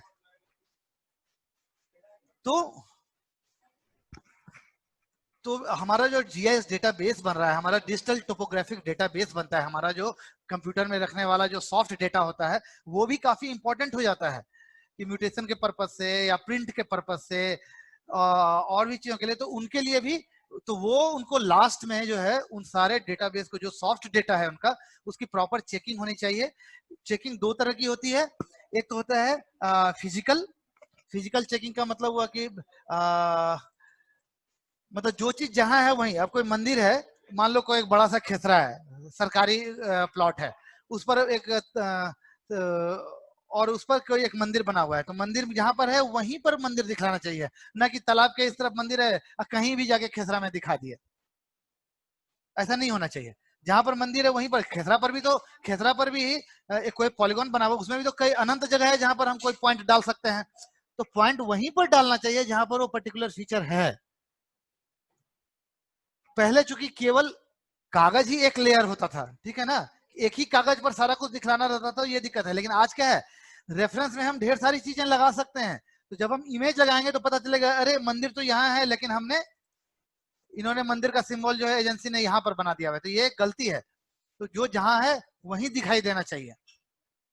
तो इसको फिजिकल एक्यूरेसी बोलते हैं, इसको पोजिशनल एक्यूरेसी भी बोलते हैं कि पोजीशन हमारा करेक्ट है या नहीं, क्योंकि पोजीशन जो आज के समय में है हमारा, वो कोऑर्डिनेट के साथ है, तो वो एक रॉन्ग इन्फॉर्मेशन आ जाएगा कि ये कोऑर्डिनेट का इन्फॉर्मेशन गलत है। अगर यहाँ मंदिर है और यहाँ पर मंदिर के बजाय हम यहाँ पर मंदिर डाल दिए और मंदिर यहाँ पर है, तो क्या है, उसका रॉन्ग कोऑर्डिनेट्स होगा, जो स्पेशल स्पेशल एट्रीब्यूट है वो गलत हो जाएगा। ठीक है, तो तो ये चीज समझ में आया आप लोगों को? तो जो एक तो हो गया कि फिजिकल पोजिशनल एक्यूरेसी देखनी है, फिजिकल, और दूसरा है लॉजिकल एक्यूरेसी। मान लो नदी बनाने के लिए एक खास लेयर है उनका, तो नदी अगर बन रहा है और बीच में एक रोड वाले लाइन से, तो नदी को जब ऑन करेंगे बाकी सब चीज को ऑफ कर दें, तो हमको पूरी नदी दिखनी चाहिए ना। एक नदी का किनारा दिख रहा है, दूसरा नदी का किनारा मान लो बीच से टूटा हुआ दिख रहा है, हम बोलेंगे ना अरे बीच वाला लाइन कहाँ गया, नदी तो पूरा बना नहीं है, तो पता चला वो किसी और लेयर में है, उसको ऑन किए तो फिर ये पूरा दिखना शुरू होता है। These are called logical accuracy. जो चीज जैसा है उसको उसी लेयर में दिखना चाहिए, जो चीज जितना है उतना ही दिखना चाहिए। ठीक है, अगर मान लो 1600 पॉलीगॉन है, तो ऑनर, बहुत सिंपल बात है, ऑनर होना चाहिए टोटल 1600, नहीं। अगर हमको ऑनर आ रहा है 1580, इसका मतलब कहीं ना कहीं 20 पॉलीगॉन का गड़बड़ है, या तो ओनर का लिस्ट बनाने में गड़बड़ है या फिर पॉलीगॉन बनाने में गड़बड़ है, नहीं। तो ये सब चीजें, ये सब क्या है, लॉजिकल एक्यूरेसी है, तार्किक रूप से अशुद्ध है, तो उसको तर्क के स्तर पर बिल्कुल सुधारा जाता है। तो ये सब चीज चेक करते हैं लास्ट में, जब हमारा अंतिम प्रकाशन के पहले रिसेस में चला जाता है डेटा, तो उस डेटा को प्रॉपर सारा सुधार हो चुका रहता है। आपके जितने भी ऑर्डर है रैयत के मामले में दिए हुए, उन ऑर्डर का तरमीम हो गया, अकॉर्डिंगली मतलब उसका अनुपालन हो गया, उसके हिसाब से तत्संगत रिकॉर्ड ऑफ राइट और इसमें मैप में चेंजेस इनकॉर्पोरेट हो गए, मानचित्र फिर से शुद्ध हो गया, और उसके बाद अंत में जो डेटाबेस है उसमें फिजिकल और लॉजिकल एक्यूरेसी प्रॉपरली चेक हो गई, तब फिर वो सबमिट हो जाता है, अपलोड हो जाता है, और वो मतलब सर्वे का काम खत्म हो जाता है। तो कहने का मतलब, जो हवाई सर्वे एजेंसी की भूमिका है शुरू में बहुत ज्यादा है, टोटली उनका है, बाद में थोड़ा देर तक ज्वाइंट एक्सरसाइज है, उसके बाद उनकी भूमिका बहुत कम हो जाती है, फिर लास्ट में वो डाटा का टोपोलॉजी वगैरह रन करके पूरा लॉजिकल फिजिकल एक्यूरेसी चेक करके अपलोड कर देते हैं सर्वर पे, और सर्वर पर फिर ये सरकार के अधीन चला जाता है, और आप सर्विस रन करते हो, म्यूटेशन शुरू कर देते हो, सारा कुछ अब चलना लगता है, और आपका मैप क्या हो जाता है, रियल टाइम हो जाता है। पब्लिक भी मतलब तो देखना चाहे तो देख सकती है, अपना रिकॉर्ड देख सकती है, और गवर्नमेंट अगर एक्सेस देती है तो पब्लिक भी मैप देख सकती है, अपना आरओआर दे सकती है। एकदम बिल्कुल पता चलेगा कि अभी के समय में अभी क्या होता है, फर्जी खरीद बिक्री बहुत ज्यादा होता है। जितना भी आपका सच पूछिए जो लैंड डिस्प्यूट्स है इतना, जिसके कारण क्राइम का बहुत बड़ा पार्ट लैंड डिस्प्यूट्स के कारण क्रिएट होता है। तो लैंड डिस्प्यूट का बहुत बड़ा रीजन क्या है कि ओनरशिप में क्लैरिटी नहीं है। एक ही जमीन 3 आदमी को बेच के निकल चलता है सब। कैसे बेच लेते हैं? क्योंकि म्यूटेशन के साथ जमाबंदी में सुधार होता नहीं है। अगर 2 एकड़ का खेत है, हमने एक बार 1 एकड़ बेचा, एक बार 10 डिसिमिल बेचा, एक बार 20 डिसिमिल से बेचा, टुकड़े टुकड़े टुकड़े टुकड़े में बेचते गए, तो अकाउंट की तरह उसमें से पैसा घटना भी तो चाहिए। हम पैसा खर्च कर रहे हैं, हमारे अकाउंट में रहता है, तो एक पैसा घटते जाता है ना। वो घटाने का मतलब जो खारिज वाला पार्ट था वो बहुत रेगुलरली नहीं हुआ। तो और दूसरा कि अब परदादा जी के नाम से जमीन है और परपोता जी बेच रहे हैं, तो परपोता तो अपना क्लेम करता है कि मेरा इतना है, लेकिन वो शेयर कितना उनका है, केवल दादाजी का अकाउंट दिखला रहा है कि 6 एकड़ है, उसमें 10 डिसमल हो सकता है 6 में से 6 एकड़ उनका बिक चुका है, 7 एकड़ बिक चुका है, और उसके बाद भी 10 डिसमल उनका परपोता बेच के निकल जाता है। तो बिकॉज ऑफ कि our accounts are, our land accounts are not updated, हमारा जो रिकॉर्ड ऑफ राइट है वो अपडेटेड नहीं है, हमारा मैप अपडेटेड नहीं है। That is the main reason कि हम उस चीजों को कंट्रोल नहीं कर पा रहे हैं प्रॉपरली। तो वो अगर प्रॉपर हो जाए, हमारा एग्जैक्ट अगर डिफाइंड हो जाए कि ये वाला जो लैंड है ये इन्हीं बंदे का है, तो अपने आप एक बार ओनरशिप डिफाइंड हो जाए तो डिस्प्यूट तो ऐसे ही खत्म हो जाएगा, 90% डिस्प्यूट तो ऐसे ही गायब हो जाएगा। और दूसरा कि कंक्लूसिव टाइटलिंग की ओर भी बढ़ रहे हैं। DILRMP प्रोजेक्ट का एक बहुत बड़ा उद्देश्य ये भी है कि राज्य अक्रॉस द यूनिफॉर्म स्टेट्स जो है यूनिफॉर्मिटी आ जाए और कंक्लूसिव टाइटलिंग की तरफ बढ़े। कंक्लूसिव मतलब बिल्कुल हर एक भारत की हर एक इंच भूमि का मालिकाना हक तय हो जाए कि कौन सी जमीन किसकी है, कौन सरकार की है, कौन किसकी है, कौन किस आदमी की है, तो कोई अनडिफाइंड लैंड नहीं छूटे। तो ये भी एक मकसद है इस प्रोजेक्ट का। तो खैर, तो ये चीज आपको समझ में आ गया होगा कि एरियल एजेंसी को क्या क्या काम करना है और क्या क्या चीज उनके डिलीवरेबल्स हैं। वो मैं जस्ट आपको एक बोल देता हूँ, आप समझ भी जाओगे। तो और मैं थोड़ा तेजी से ही इसको डिस्कस करूंगा ताकि आप लोगों के क्वेश्चंस ले सकूं। तो सबसे पहला तो उनको ग्राउंड कंट्रोल पॉइंट बनाना है शुरू में। तो जो ग्राउंड कंट्रोल पॉइंट उन्होंने बनाया और प्रॉपर 72 घंटे 4 घंटे 45 मिनट का जो उनको उन्होंने ऑब्जर्वेशन लिया, उसका एक लिस्ट बना के उनको डायरेक्टरेट को देना है, जिला को समर्पित करना है। तो वो आपको पता कर लेना है कि वो उन्होंने प्रॉपर दिया है कि नहीं। वो आप ले लोगे तो आपको पता चलेगा कि आपके अंचल में जितना शिविर पड़ रहा है उसमें कोई ग्राउंड कंट्रोल पॉइंट पड़ रहा है कि नहीं, कोई प्राइमरी कंट्रोल पॉइंट पड़ रहा है या कोई सेकेंडरी कंट्रोल पॉइंट पड़ रहा है, ये चीज आपको पता रहेगा। कहीं भी अगर मेजरमेंट का प्रॉब्लम आता है तो आप उसी को रेफर करके दोबारा से आप नापी वगैरह करवा ले सकते हो, दोबारा से कुछ पॉइंट्स जनरेट करवा ले सकते हो। दूसरा कि जो वो मैप बनाकर दे रहे हैं, अच्छा मैप जब बना के देते हैं तो कुछ चीज तो आप बहुत तेजी में ऐसे ऐसे देख ले सकते हो। 3-4 चीज तो आपको तुरंत देख लेना चाहिए कि भाई ट्राई जंक्शन और तोखा लाइन बना हुआ है कि नहीं, इस पर नाम लिखा हुआ है कि नहीं, ग्रेटिकुल्स फॉर्म्ड है कि नहीं, अक्षांश देशांतर बना हुआ है कि नहीं, स्केल नीचे बना हुआ है कि नहीं, वो 1:4000 पर है कि नहीं। तो ये सब चीज तो आप, और जो इशूइंग अथॉरिटी वो तो लास्ट में जो सेटलमेंट ऑफिसर का साइन होता है वो लास्ट जो फाइनल पब्लिकेशन होता है उस पर होता है, ठीक है। तो इतना चीज मतलब है कि नहीं, ये सब चीज किस गांव का मैप है, उसका आरटी नंबर दिया है कि नहीं, पुलिस स्टेशन कौन सा है वो दिया हुआ है कि नहीं, तो ये सब चीज तो फटक फटक देख ले सकते हो। नॉर्थ नॉर्थ साउथ एरो बना हुआ है कि नहीं। तो जो उनका मैप बना हुआ है उस पर जो ट्राई जंक्शन है, ट्राई जंक्शन को भी हम लोग ग्राउंड कंट्रोल पॉइंट की तरह ट्रीट कर रहे हैं। उसका भी 45 मिनट का ऑब्जर्वेशन होना है। और वो जब आप लोग ग्राउंड ट्रूथिंग के बाद सबसे पहला काम जो आप लोग करोगे वो करोगे कि हाँ, आप एक बार तसल्ली होगी हाँ ये नक्शा ठीक है, अप टू द मार्क, इस पर हम आगे का काम बढ़ाएंगे। तो पहला काम जो होगा वो क्या करना है हम लोगों को, वो ट्राई जंक्शन आइडेंटिफिकेशन करना है और यूनिक बाउंड्री वैलिडेट करना है। तो मतलब दो गांव के बीच एक लाइन डिसाइड करना है कि कौन सा लाइन है जो मार्जिन है, मतलब जो बाउंड्री है। और दूसरा वो ट्राई जंक्शन आइडेंटिफिकेशन का। तो जो ट्राई जंक्शन आप आइडेंटिफाई कर लोगे, कोई गांव अगर मान लो 11 गांव से घिरा हुआ है तो उसको 11 ट्राई जंक्शन होना चाहिए। और वो 11 ट्राई जंक्शन पर वो डीजीपीएस रख के 45-45 मिनट ऑब्जर्वेशन लेंगे, ठीक है। वो जो ऑब्जर्वेशन लेंगे और 15-15 मिनट जो एसीपी है उसका ऑब्जर्वेशन लेंगे और वो ऑब्जर्वेशन लेके आपको कंट्रोल पॉइंट्स आपको देंगे, ठीक है। तो वो चीज आपको पता होना चाहिए कि वो दिया गया। तो और जो कंट्रोल्स पॉइंट्स आपको मिलेंगे वो आपको मैच कराना होगा कि ऑर्थो टाइल्स जो है आपका इमेज आप अपने कंप्यूटर पर खोलोगे ऑर्थो टाइल्स, उस पर जो आपका कर्सर ले जाओ तो जो कोऑर्डिनेट आ रहा है और जो ऑब्जर्वेशन कर रहे हैं वो कोऑर्डिनेट दोनों सेम होना चाहिए, उसमें 20 सेंटीमीटर से ज्यादा का फर्क नहीं होना चाहिए। ठीक है, अगर फर्क आता है तो उनको आप दे दीजिए, वो ठीक करके आपको देंगे वो ऑर्थो टाइल्स को। ठीक है ना। तो कहने का मतलब आपको डिस्क्रिप्शन ऑफ जीसीपी मिले, और कुछ जीसीपी जो है वो सारा जीसीपी प्री मॉन्यूमेंटेड नहीं है, कुछ पोस्ट मॉन्यूमेंटेशन भी होना है। तो जितने भी ट्राई जंक्शन है हमारे उसका पोस्ट मॉन्यूमेंटेशन होना है। तो वो एक पिरामिड शेप का पिलर गाड़ रहे हैं जिसका ऊपर में पिरामिड शेप में रहता है और उस पर कोडिंग का एक सर्टेन पैटर्न है, तो वो कोडिंग प्रॉपर किया गया हो और वो पिरामिड बना हो, पिरामिड के बीच में एक कांटी जैसा रहता है जिसका कि ऑब्जर्वेशन करके आपको दिया जाएगा। तो उस कंट्रोल पॉइंट के ऑब्जर्वेशन को प्रॉपरली रखना है और उनसे इंटर करवाना है। एक सॉफ्टवेयर बना हुआ है GCN, ground control point network, तो उसमें वो प्रॉपरली इंटर हुआ कि नहीं वो आप देख लोगे रिपोर्ट निकाल के। दूसरा, ट्राई जंक्शंस डिमार्केटेड है कि नहीं, तो वही आ गया। अच्छा, ट्रूथिंग जो करना है तो फॉर्म एच में उसका रिपोर्ट आना है। ठीक है, ट्रूथिंग इमेज का भी ऑर्थो टाइल्स का भी होना है और मैप का भी होना है। तो जो भी, चूंकि डिजिटाइजेशन से बना है तो अगर हमारा मैप में गलती है तो सर्टेनली उसमें भी गलती आ जाएगा, किसमें, ऑर्थो फोटोग्राफ में भी। तो उसको ट्रूथ करके उसका रिपोर्ट भी भेजना है, तो वो फॉर्म एच में भर के भेजना होता है आप लोगों को। अच्छा, उसके अलावा कुछ टर्सरी, अगर आपको लगता है कि गांव बहुत बड़ा है और बीच में चार, मतलब 2 स्क्वायर किलोमीटर 4 स्क्वायर किलोमीटर में कोई कंट्रोल पॉइंट नहीं पड़ रहा है, तो कोई ऐसा फिक्स पॉइंट जैसे कोई मंदिर के चबूतरा का कोना हो सकता है या कोई और चीज ऐसा, तो उसका कोऑर्डिनेट्स आप ट्राइजन से टर्सरी कंट्रोल पॉइंट के रूप में ऑब्जर्व करवा ले सकते हो।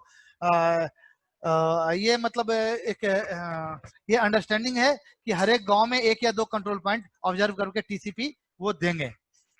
ठीक है, तो ताकि जो होमोजेनियस डिस्ट्रीब्यूशन हो कंट्रोल पॉइंट्स का, नेटवर्क का, जितना ज्यादा कंट्रोल पॉइंट्स होगा उतना ज्यादा आपका मैप एक्यूरेट होगा, उतना ज्यादा आपका ऑर्थो फोटोग्राफ एक्यूरेट होगा।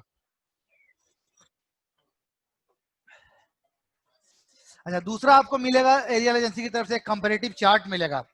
ठीक है, comparative chart basically parent child relationship होगा, मतलब कौन वाले खेसरा से टूट टूट के कौन वाला खेसरा बना है। मतलब अभी वाला जो नया वाला खेसरा है उसका जो पेरेंट पॉलीगॉन है, अभी का कोई पॉलीगॉन है, चाइल्ड पॉलीगॉन है, उसका जो पेरेंट पॉलीगॉन है वो कौन है।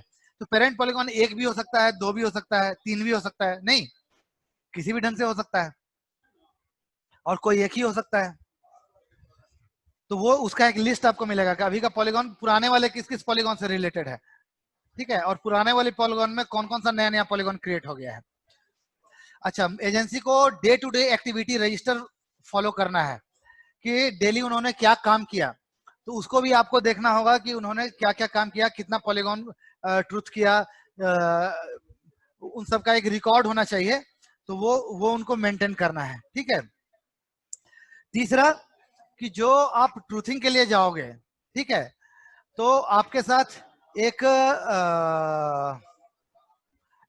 एक ईटीएस ऑपरेटर और 2 सपोर्ट स्टाफ, तो एक ईटीएस ऑपरेटर और सपोर्ट स्टाफ रहेगा तभी आप जाके मेजरमेंट का काम कर सकते हो ना, कि एक आदमी रिफ्लेक्टर लेके अलग अलग जगह दौड़ेगा और एक आदमी ईटीएस को सेंटरिंग फोकसिंग लेवलिंग करके बेस स्टेशन पर स्टेशन करेगा, और उसके बाद जहां जहां आप रखोगे रिफ्लेक्टर वहां वहां प्रिज्म से वो मेजरमेंट लेके आप फिर जिस भी 2 पॉइंट के बीच में चाहोगे उसके बीच का डिस्टेंस आपको ईटीएस से मिलेगा। तो वो आप डिस्टेंस नापवाने का काम करेंगे। तो एजेंसी को बाय डिफॉल्ट एक ईटीएस प्रोवाइड कराना है और सपोर्ट स्टाफ प्रोवाइड करवाना है। उसके बाद फिर एलपीएम को डिस्ट्रीब्यूट करने का काम करना है। ठीक है, एलपीएम को डिस्ट्रीब्यूट किए और आपत्ति आई, ऑब्जेक्शन आया, किसमें ऑब्जेक्शन आता है, फॉर्मेट में आता है। तो जो भी ऑब्जेक्शन आया तो ऑब्जेक्शन के रिगार्डिंग आप उसकी सुनवाई करोगे, तो जो सुनवाई करोगे तो उनको नोटिस देना है, तो ये नोटिस पहुंचाने का काम जो है वो एरियल एजेंसी को करना है। तो ये चीज, ठीक है, ये चीज होना है। और जो जो आपत्ति आई उस आपत्ति को उनको डेटाबेस में फ्लैग करना है ताकि जब मैप खोल के देखें तो उसमें अगर हम फ्लैग का लेयर ऑन करें तो हमको पता चले कि इस पॉलीगॉन में आपत्ति आई है, ये खेसरा है जिसमें आपत्ति आई है। और ये कहता है कि किसी भी गांव में 5% से ज्यादा आपत्ति अगर आ रहा है, इसका मतलब कि कुछ गड़बड़ी हो रही है, या तो आरओआर बनाने के लेवल पर या मैप बनाने के लेवल पर। तो अगर ज्यादा आपत्ति आ रही है तो मतलब वो रिविजिट करने का अगर केस बन रहा है तो वो चीज भी ध्यान में रखना है। और इन्वॉल्व करना है पब्लिक को, बहुत ज्यादा इन्वॉल्व करना है पब्लिक। ये सारा काम किसके लिए है? कसमाय देवो हविषा विधम, मतलब किसके लिए ये सारा यज्ञ है, किसके लिए ये पूरी पूजा है, किसके लिए वो पूरा प्रोजेक्ट है? पब्लिक के लिए है ना, कि पब्लिक को ये सुविधा मिल सके कि उसको एक रियल टाइम मैप मिल सके, उसका ओनरशिप कम से कम। उसको आज की स्थिति है कि जो भी अधिकार अभिलेख है वो क्या परदादा छरदादा के नाम से है, हमारा ही केस में परदादा के नाम से है। तो कम से कम जिंदा रहते उनको अधिकार अभिलेख हाथ में मिल जाए। तो रियल टाइम मैप और real time record of right अगर क्रिएट हो जाए तो किसके लिए? पब्लिक के लिए ही ना। तो पब्लिक को इंक्लूड कीजिएगा तो आपका आपत्ति बहुत कम हो जाएगा। तो ये चीज पब्लिक के बीच में जाइए। अच्छा, दूसरा फिर आपको ये भी देखना है, एरियल एजेंसी को ये करना है कि आपने जो ऑर्डर्स दिए, अगर उस ऑर्डर में कोई चेंजेस है, चेंज को इनकॉर्पोरेट किया गया कि नहीं किया गया, तो वो इनकॉर्पोरेट करने का काम, चेंज मानचित्र में सुधार करने का काम, और तत्संगत अधिकार अभिलेख में भी सुधार करने का काम। तो अधिकार अभिलेख में सुधार करने का काम अमीन की तरफ से होगा, आप लोगों की तरफ से होगा, सरकार की तरफ से होगा, और जो मैप में सुधार करने का काम है वो एजेंसी की तरफ से होगा। ठीक है। फिर दूसरी बार भी जो सुनवाई और सुधार का काम है वो होगा। तो मैप वाला पार्ट एजेंसी करके आपको प्रिंट करके देगी, और इधर वाला काम मतलब आपके ऑथेंटिकेशन से, एएसओ का ऑथेंटिकेशन से होना है। उसके बाद फिर जब रिसेस में पहुंच गया, सारा काम हो गया, तो जब डेटाबेस हो गया कि हाँ ये डेटाबेस फाइनल हो गया, तो उसका फिजिकल और लॉजिकल एक्यूरेसी चेक किया जाएगा, और उसके बाद उसको दे दिया जाएगा। तो ये इतना सारा काम है जो कि, और जो उनका फॉर्मेट हो वो इंटरऑपरेबल हो। बाद में ऐसा नहीं हो कि वेंडर लॉकिंग हो जाए, ऐसे फॉर्मेट में देके चला जाए। तो जिस फॉर्मेट में उनको देना है डेटा, सेफ फाइल में देना है, .shp फॉर्मेट में उनको देना है, तो वो सारा कुछ उसी में दिया गया हो, जो टिफ में या जियो टिफ में उनका ऑर्थोटाइल्स मिला हो, यही सब चीजें, और यही उनका डिलीवरेबल्स है। तो मुझे लगता है कि हम लोगों को एक आइडिया मिल पाया कि उनका क्या पोर्शन है काम का, कैसे उनका प्रोपोर्शन चेंज होता है, और क्या क्या चीज उनको करना है, उनको जो चीज करना है उसमें हम लोगों को क्या सावधानी बरतनी है। ठीक है। अब हम एक एक करके, आप लोग हैंड रेज करेंगे, जो भी क्वेश्चन है पूछ सकते हैं। हाँ, शिवम कुमार सिंह बोलिए, उसको बड़ा कर दिया कीजिएगा ताकि उसको देख पाए, तो चेहरा देख के पता चल जाता है समझा या नहीं समझा। नो, ओके नहीं, डबल क्लिक कर देने को बड़ा हो जाता है। कहाँ शिवम कुमार को बोला था, उधर चला गया। अच्छा ठीक है, चलिए मोहम्मद सादाब लेते हैं। हाँ बोलिए मोहम्मद सादाब जी। हाँ सर, गुड मॉर्निंग सर। हाँ मॉर्निंग बोलिए। हाँ सर, मेरा एक क्वेश्चन है। हाँ। वो एक पिछली क्लास है कि हाँ। अगर रैयत के पास जो जमीन है, हाँ। ठीक है, हाँ। वो पहला रैयत जो दूसरे रैयत को बेच चुका है जमीन, हाँ। उसमें से कुछ जमीन का अभी डिस्ट्रीब्यूशन है कि वो कुछ जमीन उसकी छूट गई। अच्छा। जैसे 10 कट्ठा की जमीन थी, उन्होंने 8 कट्ठा ही उसको सेल कर दिया। अच्छा। और जो पहला रैयत था वो भूल भी गया, तो 20 साल 25 साल के बाद वो जो सेकंड रैयत था वो उस जमीन को यूज कर रहा है। तो हम लोग जो है उस जमीन का किस तरह से उसका खाता खोलेंगे? देखिए रिकॉर्ड्स तो यही ना बोलेगा। अब वो कब्जे में है जरूर, लेकिन रिकॉर्ड्स क्या बोलेगा? उनका 2 कट्ठा जमीन बचा हुआ है। हाँ ठीक है। तो और जिन्होंने 8 कट्ठा जमीन खरीदा वो भी 8 कट्ठे से ज्यादा पर क्लेम तो कर नहीं सकते हैं। कर नहीं सकता है। हाँ, तो ऑन दैट बेसिस आप उसको करेक्ट करेंगे। अच्छा, तो मतलब पिछले रैयत के नाम से ही उस हाँ, खाता आप खुलेगा? सुनवाई करेंगे, अगर कोई आपत्ति देता है, ऑब्जेक्ट करता है, तो उसको जैसे है वैसे जो होना चाहिए वो आप करेंगे, as per the rules, as per the act. लेकिन वो पिछला रैयत को उस जमीन से कोई समझ मतलब रहे हैं, नहीं है। दखल एक्ट कुछ और कर रहा है, एक्ट के हिसाब से कुछ और होना चाहिए। आप एक्ट के हिसाब से चलेंगे, आप रूल्स के हिसाब से चलेंगे। मतलब वो हम जमाबंदी वगैरह से उसका डिटेल्स हाँ, निकाल मिलान करके उसका करेंगे, मिलान करेंगे मिलान उसके, करके हाँ मिलान करेंगे। अच्छा सर, एक और क्वेश्चन है सर प्लीज। जल्दी ये जल्दी। अगर हाँ। कोई सरकारी जमीन को 2-3 बार किसी रैयत ने, मतलब किसी ने 10 साल रख करके बेच दिया, पिछले समय गलत अगर है ना कुछ हो वो, गया सीधा इस तरह सीधा का, सीधा नहीं पहले तो किया तो पहले भी। हाँ। तीसरे चौथे रैयत ने भी खरीद लिया, तो हाँ, तो अब क्या उन्होंने भी होगा तो उस गलती जमीन? की लीगली, तो उनका भी उसमें पार्टिसिपेशन भी तो हो सकता है। नहीं सर, वो 20 साल 25 साल वो जो 2-3 रैयत समझ रहे ही तो हैं मिलाएगा हम ना, इस तो बात को खाता कैसे, मेरे पास इस बात को डिफ्रेंशिएट करने का कोई तरीका नहीं है कि उन्होंने मूर्खतावश ऐसा किया या उन्होंने इन्वॉल्व होकर ऐसा किया, वेस्टेड इंटरेस्ट से किया। सर वो गलती तो तो उनकी भी पहला है ही। किसी हाँ। वो तो पहला किसी ने किया होगा ना, लेकिन हाँ। तीसरा चौथा जो खरीदा नहीं है वो तो उसको क्या कुछ सरकार की तरफ से नहीं नहीं कंपनसेशन नहीं मिलेगा नहीं, या? आप गलत में इन्वॉल्व है तो सरकार क्या कर सकती है? अब वो कोर्ट जाए। ओ, नहीं तो कोई भी रैयत अगर जमीन खरीदे तो कितना रिकॉर्ड देखेगा पिछला? वो 2-3 ही रिकॉर्ड कम से कम देखेगा ये तो ना, जैसे देखेगा अंचल में, पता लगाएगा कि वो सरकारी तो नहीं है, इतना तो जरूर देखेगा। सर उसका मतलब खाता ये मतलब सारा चीज था, जैसे मोटेशन पेपर, ये दाखिल खारिज वगैरह सब है, हाँ ऐसा तो भी फिर हो गया, ऐसा जिन्होंने, कुछ भी कुछ? हाँ तो वो देखना पड़ेगा, अगर वो गलती है, अगर कोई मतलब ये तो दंड का केस बनता है, तो ज्यादा वही तो तो एक्ट एक्ट सर, एक्ट तो फिर एक्ट हाँ, एक्ट में आपको ज्यादा पता चलेगा। दूसरों को भी मौका देते हैं। ठीक है, थैंक यू, थैंक यू। हाँ, अमित चौधरी जी। सर ये नमस्ते सर। हाँ नमस्ते, बोलिए। हाँ सर ये जो ऑर्थो फोटोग्राफ बेस्ड मैप मिलेगा, हाँ हाँ इसका हाँ सॉफ्ट कॉपी वर्जन में इसका हाँ। ऑटो कैड बनता है क्या? ऑटो कैड फॉर्म में ऑटो मिलता है क्या? जनरली देखिए, जो डिजिटाइजेशन का काम करते हैं ना, जो भी एजेंसियां, मोस्टली वो डीडब्ल्यूजी में ही ड्राइंग फाइल ही बनाती है, और उसको फिर अच्छा, बाद में कन्वर्ट टोपोलॉजी वगैरह रन करके उसको शेप में कन्वर्ट करती है, मोस्टली यही काम तो करती वो सारा सॉफ्ट कॉपी हम लोगों को तो मिल जाएगा ना? है। नहीं, हम लोगों सॉफ्ट को कॉपी आपको कैसे मिलेगा?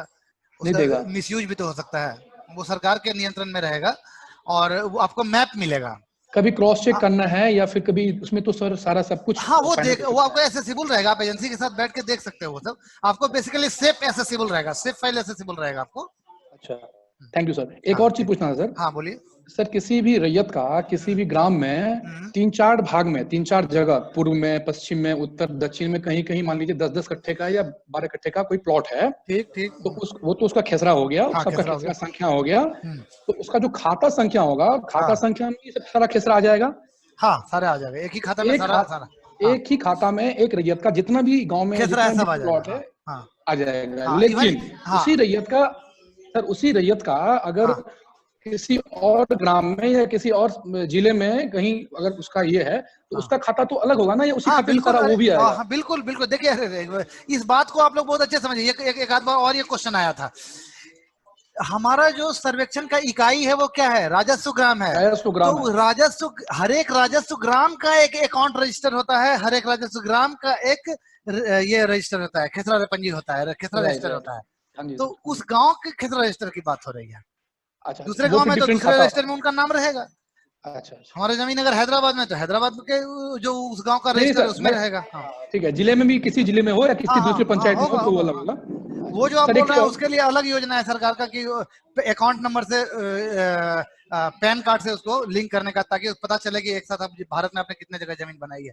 वो दूसरा चीज है। हाँ ठीक है। Mantu Kumar, thank you sir. जल्दी जल्दी आप लोग पूछिएगा तो ज्यादा लोग पूछ पाएंगे। क्लिक कीजिए। मंटू कुमार, मंटू कुमार, हाँ बोलिए। सर एक क्वेश्चन ये था कि अभी ये बताया गया कि जो एरियल एजेंसी है, हम्म, जहाँ पे खेसरा गलत होगा वहां हाँ पे फ्लैग करके वो लोग देंगे, हाँ। तो ये और जस्ट वो रिकॉर्ड रखने एरिया, के लिए, आपको पता चल रहा यस है कि सर, कहाँ कहाँ किसकी पॉलीगॉन पर आपत्ति आई थी। हाँ यस सर, बट हाँ। जैसे एक और ये था कि 5% से यदि ज्यादा होगा हम्म। तो फिर हमें रीचेक करना है, तो ये चीज एक मतलब थोड़ा सा ये ब्रीफली। बहुत हार्ड एंड फास्ट नहीं, उनके ये बेसिकली एक्ट और रूल का हिस्सा नहीं है, बेसिकली उनके मेमोरेंडम ऑफ अंडरस्टैंडिंग का हिस्सा है, उनके एमओयू का हिस्सा है। तो बेसिकली, ओके लेकिन सर। इस बात पे आपको सतर्क रहे, बहुत ज्यादा आपत्ति आ जाएगा तो आप ऐसे सोचिए, अगर मान लीजिए 2000 रैयत है और 1000 आपत्ति आ जाए, इसका मतलब कहीं ना कहीं गलती कर रहा है लोग ना। Okay sir. उधर जनरली 5% 10% से कम ही रहता है आपत्ति, से ज्यादा नहीं रहता है। Okay, thank you sir. Next कौन, किनका हाथ उठा हुआ है?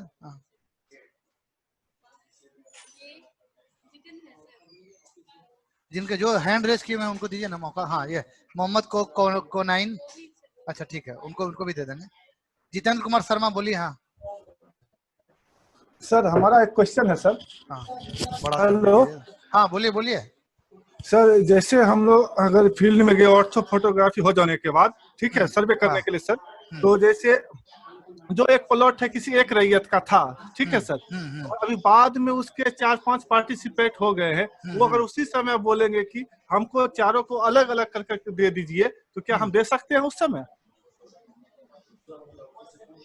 हाँ, दे सकते हैं। मुझे इसमें कोई तकनीकी रूप से तो कोई बाधा नहीं दिखाई दे रही है हमको।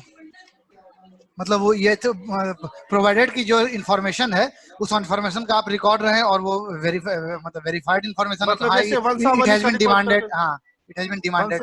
वंशावली का रिकॉर्ड करके उस समय भी अलग अलग कर दे सकते हाँ हैं। हाँ हाँ। और वास्तव में इस पूरे प्रोजेक्ट का उद्देश्य क्या है कि मतलब जो जिनकी जमीन है वास्तव में उनके नाम से वो हो, ताकि वो कोलेटरल के रूप में लोन ले सकें, राइज कर सकें, डेवलप कर सकें, रियल टाइम मैप हो जाए हमारा।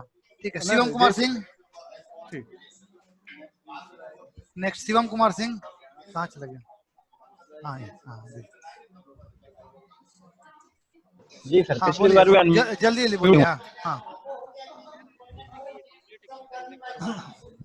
आपकी आवाज नहीं आ रही है। हेलो हेलो, अभी आ रही है सर? अभी आ रही है? हाँ, बहुत धीरे धीरे आ रही है, बोलिए। हाँ, कह रहा हूँ सर कि कंप्लीट एक्सरसाइज खत्म हो जाने के बाद, नहीं सुन पा रहा हूँ दोस्त। हाँ ये एक्सरसाइज खत्म हो जाने के बाद में सर हाँ इन पोस्टों की आवश्यकता समाप्त होगी स्वतः। ये तो आप सब्जेक्ट मैटर से पूछे तो ज्यादा अच्छा रहेगा। नहीं, मैंने जो सर ठीक है ठीक है। नेक्स्ट जो हैंड रेस की उनको जल्दी ले दीजिए मौका। क्या है? चंदन कुमार बोलिए। हाँ नमस्कार सर। हाँ नमस्कार, जल्दी जल्दी पूछिए। हाँ कह रहे हैं सर कि हमको जो एरियल एजेंसी के द्वारा मैप मिलेगा, हम्म। तो मान लीजिए कि वो मैप दिया तो किसी किसान का अगर वो मान लीजिए 4 डिसमिल का प्लॉट है और वो कब्जा करके सर 10 डिसमिल बनाया हुआ है, एजेंसी तो हमको 10 डिसमिल का मैप बना के देगी। हाँ हाँ हाँ, तो वो आप बताएंगे कि उसको कैसे ठीक करना। देखिए एजेंसी अपने फोटोग्राफ पर ये देख सकती है कि खेत कैसे है, वो ये नहीं देख सकती है कि खेत पर कब्जा किसका है। तो वो जो आपको बना के देगी वो खेत का मैप देगी, जिसको पहले तो आपको खेसरा के मैप में कन्वर्ट करना है कि खेत, हाँ, कि अगर 4 खेत अगर पास पास है, सटा हुआ है, वो एक ही आदमी का है, तो उसको एक खेसरा में कन्वर्ट करना होगा। आपको जो मैप दिया गया वो बेसिकली पहला मैप, फर्स्ट मैप की बात कर रहा हूँ। फर्स्ट मैप जो दिया गया वो खेत का मैप होता है, ठीक है ना, फील्ड मैप रहता है वो, बेसिकली वर्किंग सीट की तरह रहता है वो। और तो आपको उसको किसने ओनरशिप के एंटिटी में ट्रांसफॉर्म करना है, बदलना है। सर तो मेरे कहने का मतलब है सर कि अगर हम उसको फिर नक्शे को अगर बना कर सुधार कर देंगे तो फिर हमको दूसरा मैप देगा। हाँ, फिर दूसरा मैप देगा जो सुधार किया हुआ है उस तरह का बना के देगा। ये प्रोसेस चलते रहेगा। बीच में और भी मैप आप लेना चाहें तो वो भी ले सकते हैं।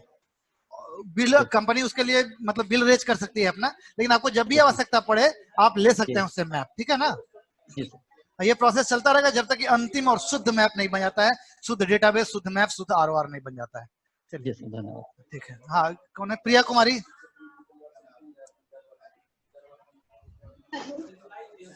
हेलो, हाँ पूछिए। सर नमस्ते। हाँ नमस्ते, जल्दी क्वेश्चन पूछिए, ज्यादा लोग पूछ पाएंगे। हाँ सर, जैसे किसी रैयत का जमीन है, हाँ, 5 कट्ठा हो, 10 कट्ठा हो, और उसके बाद खतियान में वो दिखा रहा है कि 5 कट्ठा हो और 10 कट्ठा है, ठीक है, और मैप के हिसाब से देखा जा रहा है तो कुछ जमीन कम है, उसमें ऐसा घटता बढ़ता है क्या मैप के हिसाब से देखा जाए तो?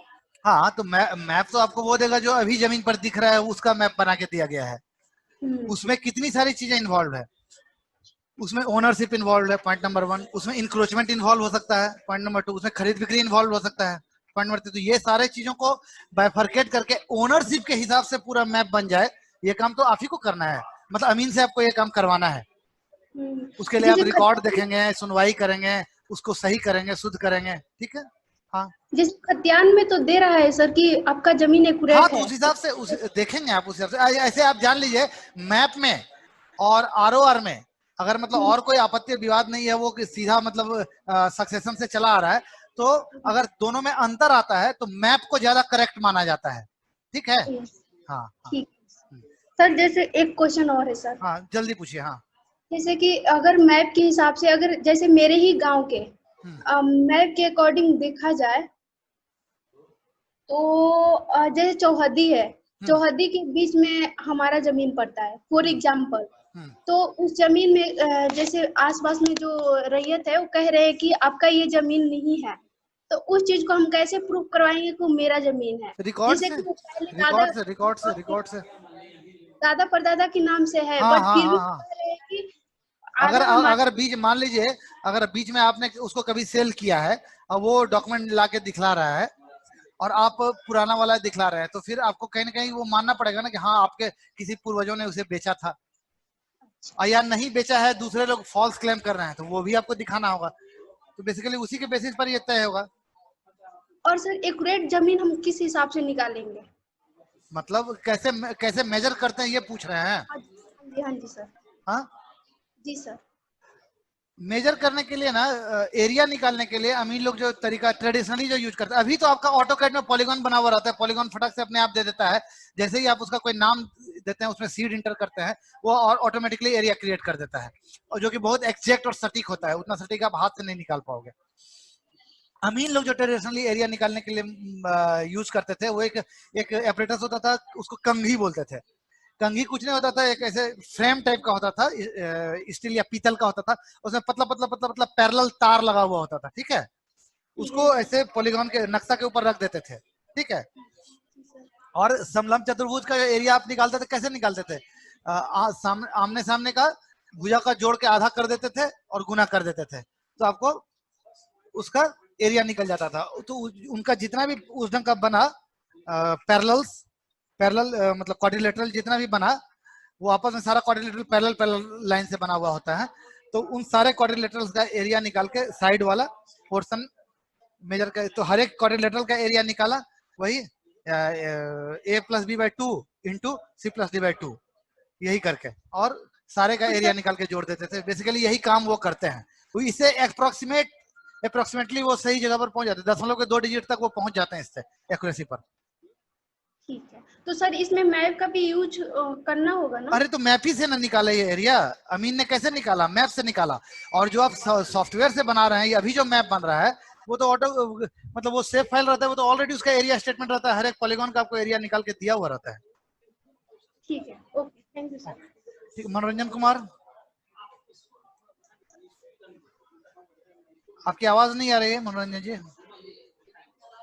नहीं आ रही, किसी दूसरे को दे दीजिए मौका। ये प्रशांत कुमार, हाँ बोलिए। Sir good morning. मॉर्निंग, जल्दी पूछिए। सर सारे कोऑर्डिनेट्स खेसरा जितना है वो सबका कोऑर्डिनेट्स दिया हुआ है, तो बाय डिफॉल्ट एरिया तो मेरे पास आ ही जाएगा, और रिकॉर्ड ऑफ राइट्स के हिसाब से अगर कंपेयर करें तो एग्जैक्ट हम लोग को पता चल जाएगा कि किसका एरिया कम है या किसका एरिया ज्यादा। एग्जैक्टली, लेकिन ये सारा काम ट्रूथिंग के बाद होना चाहिए। मतलब ठीक है, वो सही होगा, नो डाउट, लेकिन फिर भी एक बार ट्रूथिंग करने के कंफर्म हो जाना होता है कि हाँ हमारा जो मैप है वो सही है, तभी उस पर आगे बढ़ना चाहिए। और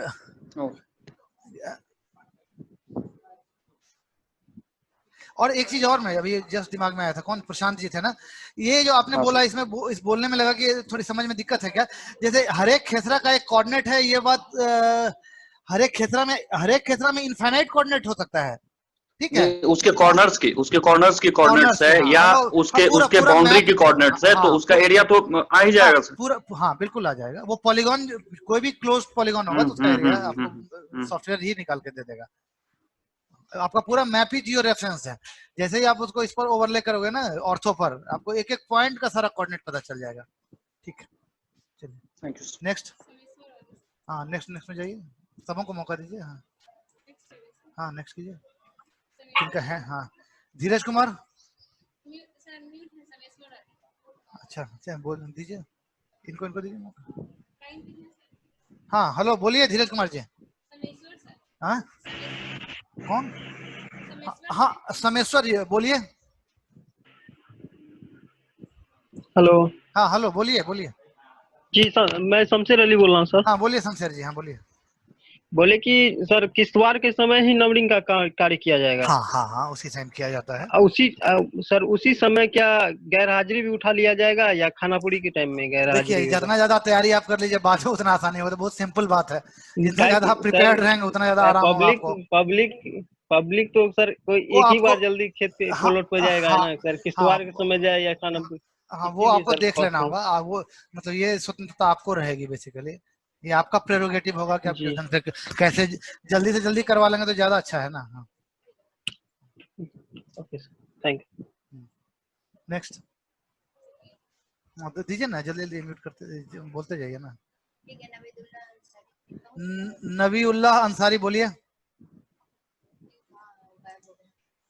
उसको क्लिक कर दिया, डबल क्लिक तो वो बड़ा हो जाएगा। अच्छा धीरज कुमार जी। नहीं ये बड़ा नहीं होता है ऐसे, ऐसे नहीं हो, या कल तो हो रहा था। ठीक है, एनीवे पिन वीडियो। हाँ बोलिए धीरज जी।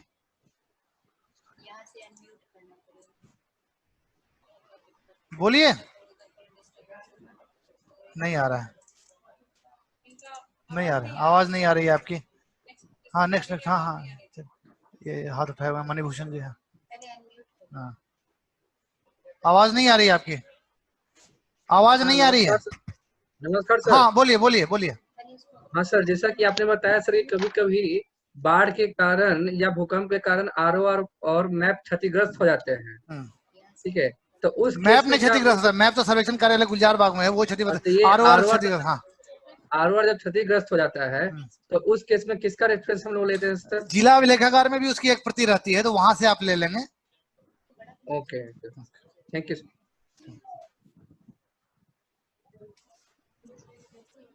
नेक्स्ट ये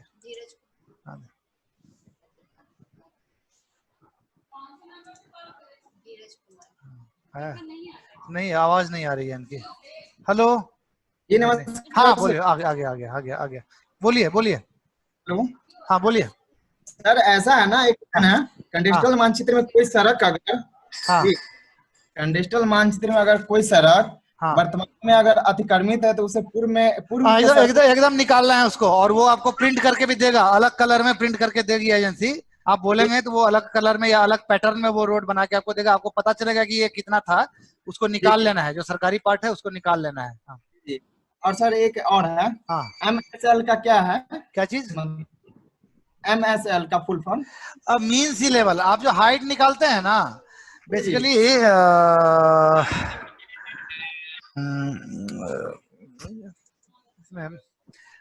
डेटम तो ज्यादा बोलना पड़ेगा, मतलब उसके प्रॉपर एक क्लास चाहिए डेटम समझाने के लिए। ये ऐसे समझिए कि जो मीन कोई हाइट देखना होता है तो कहाँ से देखते हैं? जो सी लेवल होता है, मीन सी लेवल होता है, उसी की तुलना में ऊंचाई नापा जाता है, तो लोकल हाइट को उसी के तुलना में निकालते हैं, MSL मीन सी लेवल हाइट। हाँ वो जो कंट्रोल्स आपको देंगे ना, उसमें MSL भी दिया हुआ रहता है और इलिप्सॉइड हाइट भी दिया रहता है। हाँ ठीक। मोहम्मद कौनैन। हेलो। हाँ हाँ बोलिए। हेलो। हाँ बोलिए। Good afternoon sir. इसका सत्यप्रकाश को दे दीजिएगा। हाँ हेलो।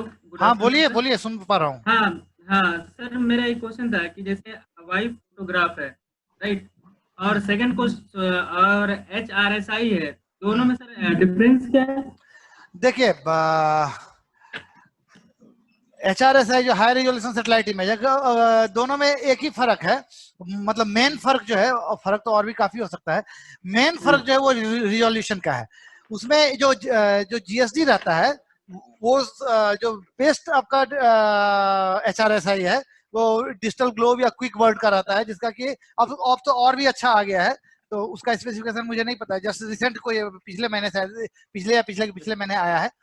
डिजिटल ग्लोब से 60 सेंटीमीटर 50 सेंटीमीटर तक की चीज देख सकते हैं। एक पिक्सल जो है कोरस्पॉन्ड करता है 50 सेंटीमीटर तक, तो 50 सेंटीमीटर करता है, और आपका जो है 10 से 12 सेंटीमीटर करता है, तो 5 गुना ज्यादा रिजोल्यूशन है आपका।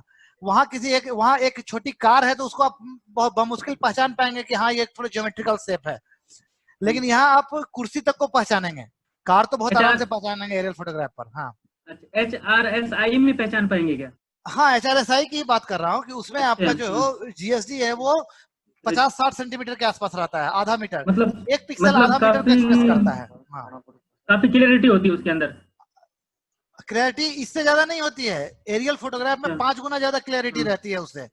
और सर सेकंड क्वेश्चन आपने किया था जिसमें जो एयर जो इस वाइज में हवाई जहाज जो घूमेगी, सर थोड़ा ग्राफ आप देख सकते हैं, तो मैं ग्राफ बनाया हूँ ये सामने, आपने जो आप एक मानचित्र बनाया था, ये देख रहे हैं आप क्या सर? आपका स्क्रीन पर नहीं आ रहा है। आ रही है, ये देखिए सर, ये सत्यप्रकाश बोल रहे हो? नहीं सत्यप्रकाश नहीं तो हैंड रेज। हेलो। हाँ ये सर देख पा रहे हैं क्या आप ये ग्राफ? एक्चुअली यहाँ 14 स्क्रीन बना हुआ है, आप अपनी बात बताइए। नहीं देख पा रहा हूँ मैं, 14 स्क्रीन है बेसिकली। हाँ सर, तो हवाई जहाज के जरिए जो मतलब वो एरोप्लेन के जरिए जो वहाँ पे ओवरलैपिंग का कैप्चर किया जाएगा।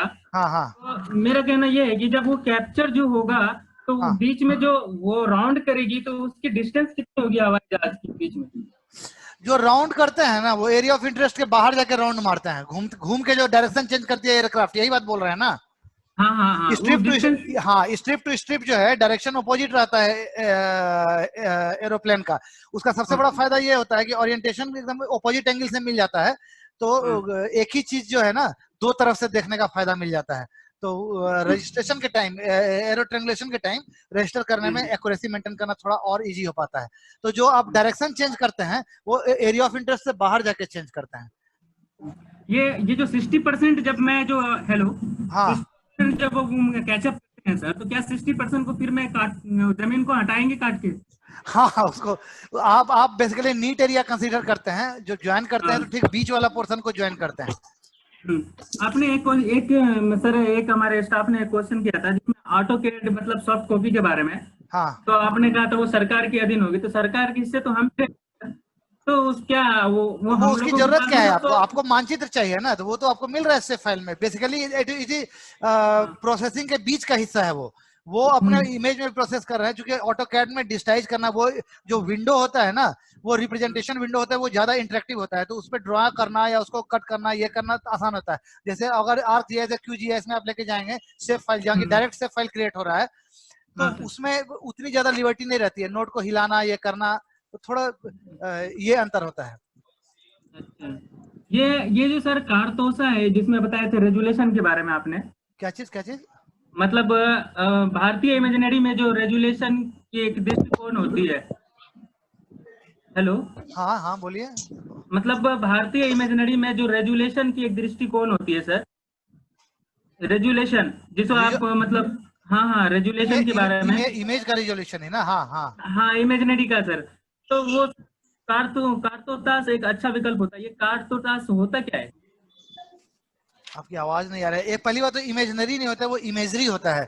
जो सैटेलाइट से लेते हैं उसको इमेजरी बोलते हैं, जो हवाई जहाज से फोटोग्राफ से सिंपल कैमरा के थ्रू लेते हैं वो फोटोग्राफ्स कहलाता है। सर ये हेलो आप सुन पा रहे हैं सर? ये कार्टोसाट होता क्या है? CARTOSAT क्या है जो इमेजिनरी रेजुलेशन में होता है? कार्टो बोल रहे हैं क्या? कार्टो का मतलब मानचित्र होता है, कार्टोग्राफी। कार्टोटास सैटेलाइट है क्या ये? हाँ, कार्टोसैट जो है वो सैटेलाइट का नाम है जो इंडिया ने भी छोड़ा है। उसका रिजोल्यूशन शायद 2.5 मीटर है शायद। Thank you sir. ओके ये जानना था। Okay thank you. Okay next Satyaprakash था ना? नहीं हाँ किसी को नहीं जानना, जो भी हाथ या मोहम्मद हसन। हाँ बोलिए। Hello sir. हाँ सर मैं पढ़ रहा था, इसमें ये है क्या कहते हैं, स्पेशियल एंड टेक्सचुअल इंटीग्रेशन। हाँ, स्पेशियल और टेक्सचुअल इंटीग्रेशन का मतलब यही अभी बताया ना कि जैसे अब जो हमारा जीआईएस के डोमेन में डेटाबेस आएगा, तो जो पहले क्या होता था कि आरओआर अंचल में रहता था, मैप रहता था कहाँ? गुलजार बाग में, पटना में। यहाँ क्या है कि अब जो है वो आरओआर और मैप दोनों एक साथ इंटीग्रेटेड रहेंगे। आप पॉलीगॉन क्लिक करोगे तो आपको पूरा जो आरओआर है उसका खुल जाएगा, पूरी जन्म कुंडली उसकी खुल जाएगी, पूरा उसका टेक्सचुअल रिकॉर्ड का जो डिटेल्स है वो आपके सामने अवेलेबल हो जाएगा। तो ये क्या हो गया कि दोनों इंटीग्रेटेड है, दोनों एक साथ रहते हैं। पॉलीगॉन के एट्रीब्यूट में ही उसका सारा कुछ डाल दिया जाता है। सर एक चीज और। हाँ बोलिए। सर ये डीटीडीबी जो है, डिजिटल टोपोग्राफिक डेटाबेस। हाँ सर ये में फ्लैगिंग किया जाता है, ये अल्फाज समझ नहीं आया। फ्लैगिंग का मतलब ये हुआ कि उसमें फ्लैग एक सिंबल डाल दिया जाता है कि इस वाले जो ये वाला खेत है इसमें आपत्ति आई थी, रैयतों के बीच में झगड़ा हुआ था, तो वो अगर फ्लैग किया हुआ है तो जब भी आप फ्लैग खोलोगे तो आपको पता चल जाएगा अच्छा इस वाले फ्लैग में आपत्ति आई थी। ये डिस्प्यूटेड है। हाँ ये डिस्प्यूटेड है। आपके विजुअलाइजेशन के कंफर्ट के लिए ऐसा किया गया है। तो सर एक सवाल और है कि जैसे हमारा राजस्व ग्राम है, हाँ तो उसका एक एरिया पहले भी डिफाइन था कि 1000 बीघे का है, हाँ कुछ भी 1200 बीघे का है। हाँ और बगल वाला है वो भी 1200 या 1500 बीघे का है। हाँ। लेकिन जब अभी है कि हम जो क्या कहते हैं नई प्रौद्योगिकी के तहत अगर करेंगे, तो इसमें 5% बढ़ने की उम्मीद ज्यादा है। 5% का छूट दे दिया गया है ताकि काम इसके चलते रुके नहीं। आपको कहीं भी हाफ भी बहुत बोल रहा हूँ मैं, 0.5% से ज्यादा का डिफरेंस आपको पूरे विलेज के एरिया में नहीं आएगा। चलिए ठीक है सर। हाँ ठीक है नेक्स्ट। हाँ चलिए क्या नाम है? पिन कर दिया कीजिए ना तो पता चलेगा। हाँ नहीं हो रहा है। क्या नाम? ठीक प्रतिभा सिंह। हाँ सर। हाँ बोलिए, जल्दी बोलिए।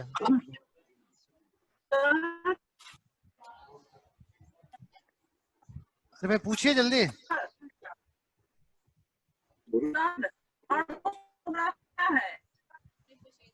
अरे आवाज नहीं आ रही है आपकी। Hello hello.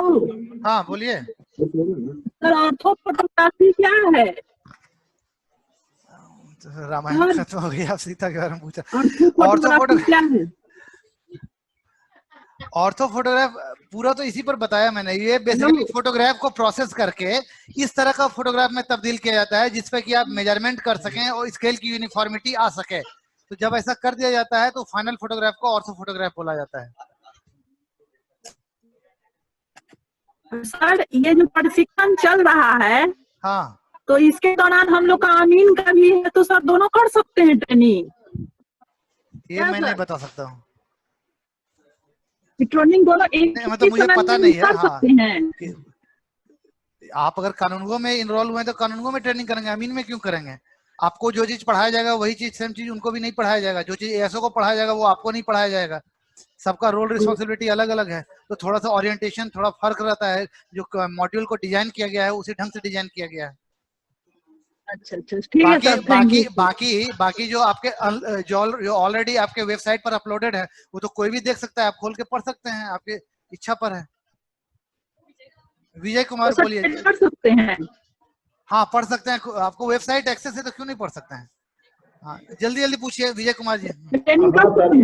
हाँ बोल रहे थे कि जो स्पेशल सर्वे होगा वो रिविजनल सर्वे के जैसा होगा या फिर अलग कुछ होगा? नहीं, ये रिविजनल सर्वे की तरह नहीं होगा। Revisional survey was a kind of updation.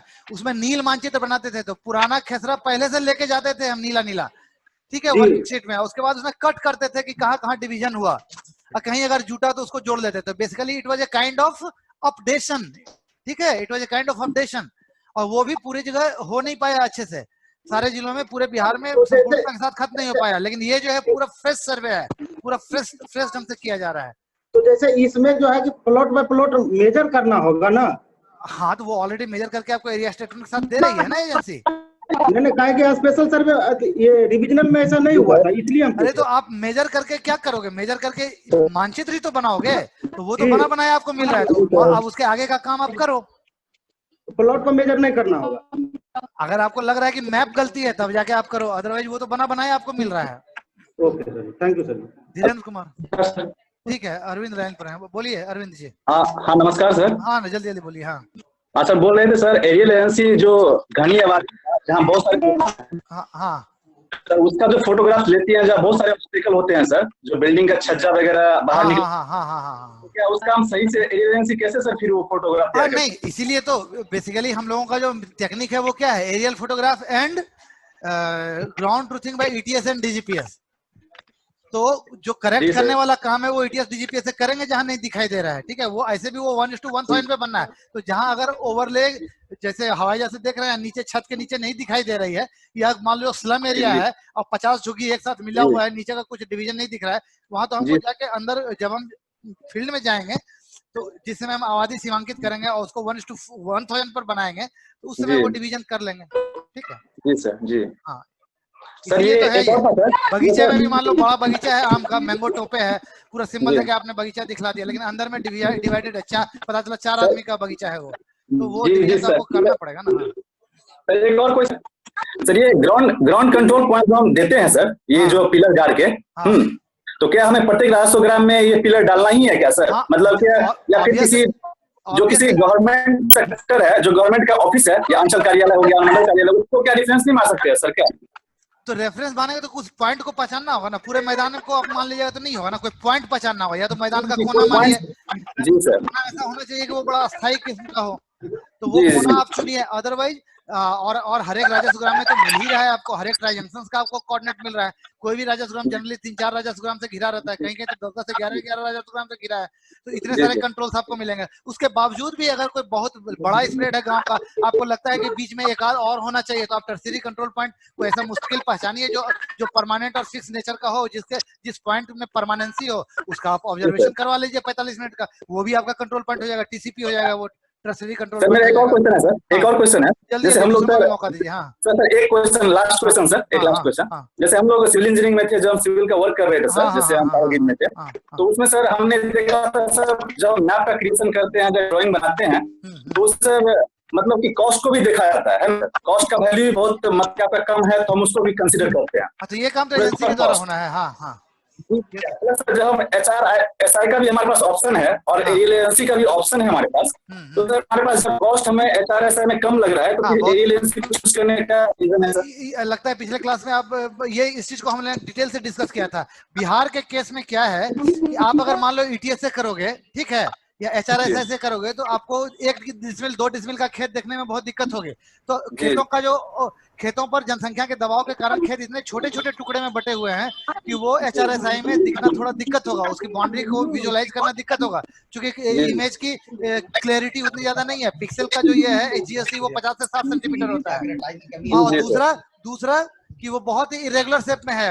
Haryana और राजस्थान की तरह रेक्टेंगुलर शेप में खेत नहीं है, यहाँ पर छोटा छोटा खेत है, एकदम इरेगुलर पॉलीगॉन है। तो डिस्टाइज करके उसको बनाना ज्यादा आसान है, बजाय इसके कि एक छोटे से इरेगुलर पॉलीगॉन का नक्शा बनाने के लिए 5 बार को हर एक कार्वेचर को कंसीडर करने के लिए आपको 5 जगह पर रखना पड़ रहा है। हाँ जी सर, अभी जो इसरो ने एक सैटेलाइट जो छोड़ा है सर, अभी इसरो ने जो एक सैटेलाइट छोड़ा है, उसकी इमेज रेजोल्यूशन बहुत अच्छी है सर, है ना? फिर उसको हम प्रीफर क्यों नहीं कर सकते? कितना है?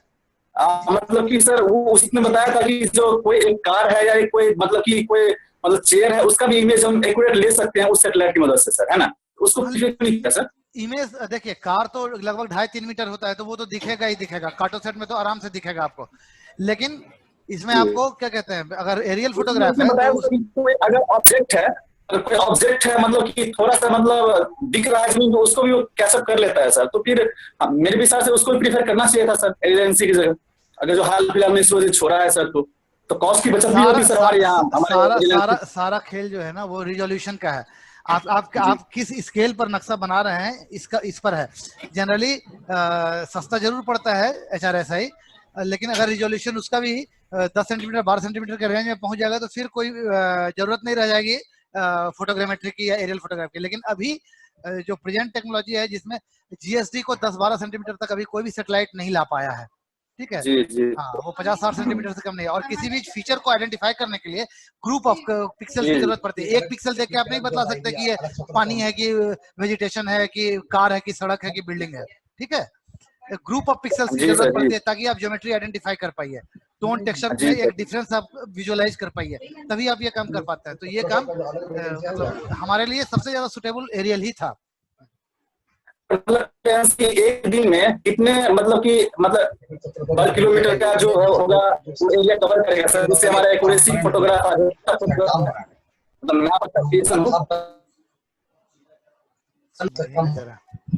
अरे कितना बंद कर दिया। एक और क्वेश्चन ले लीजिए।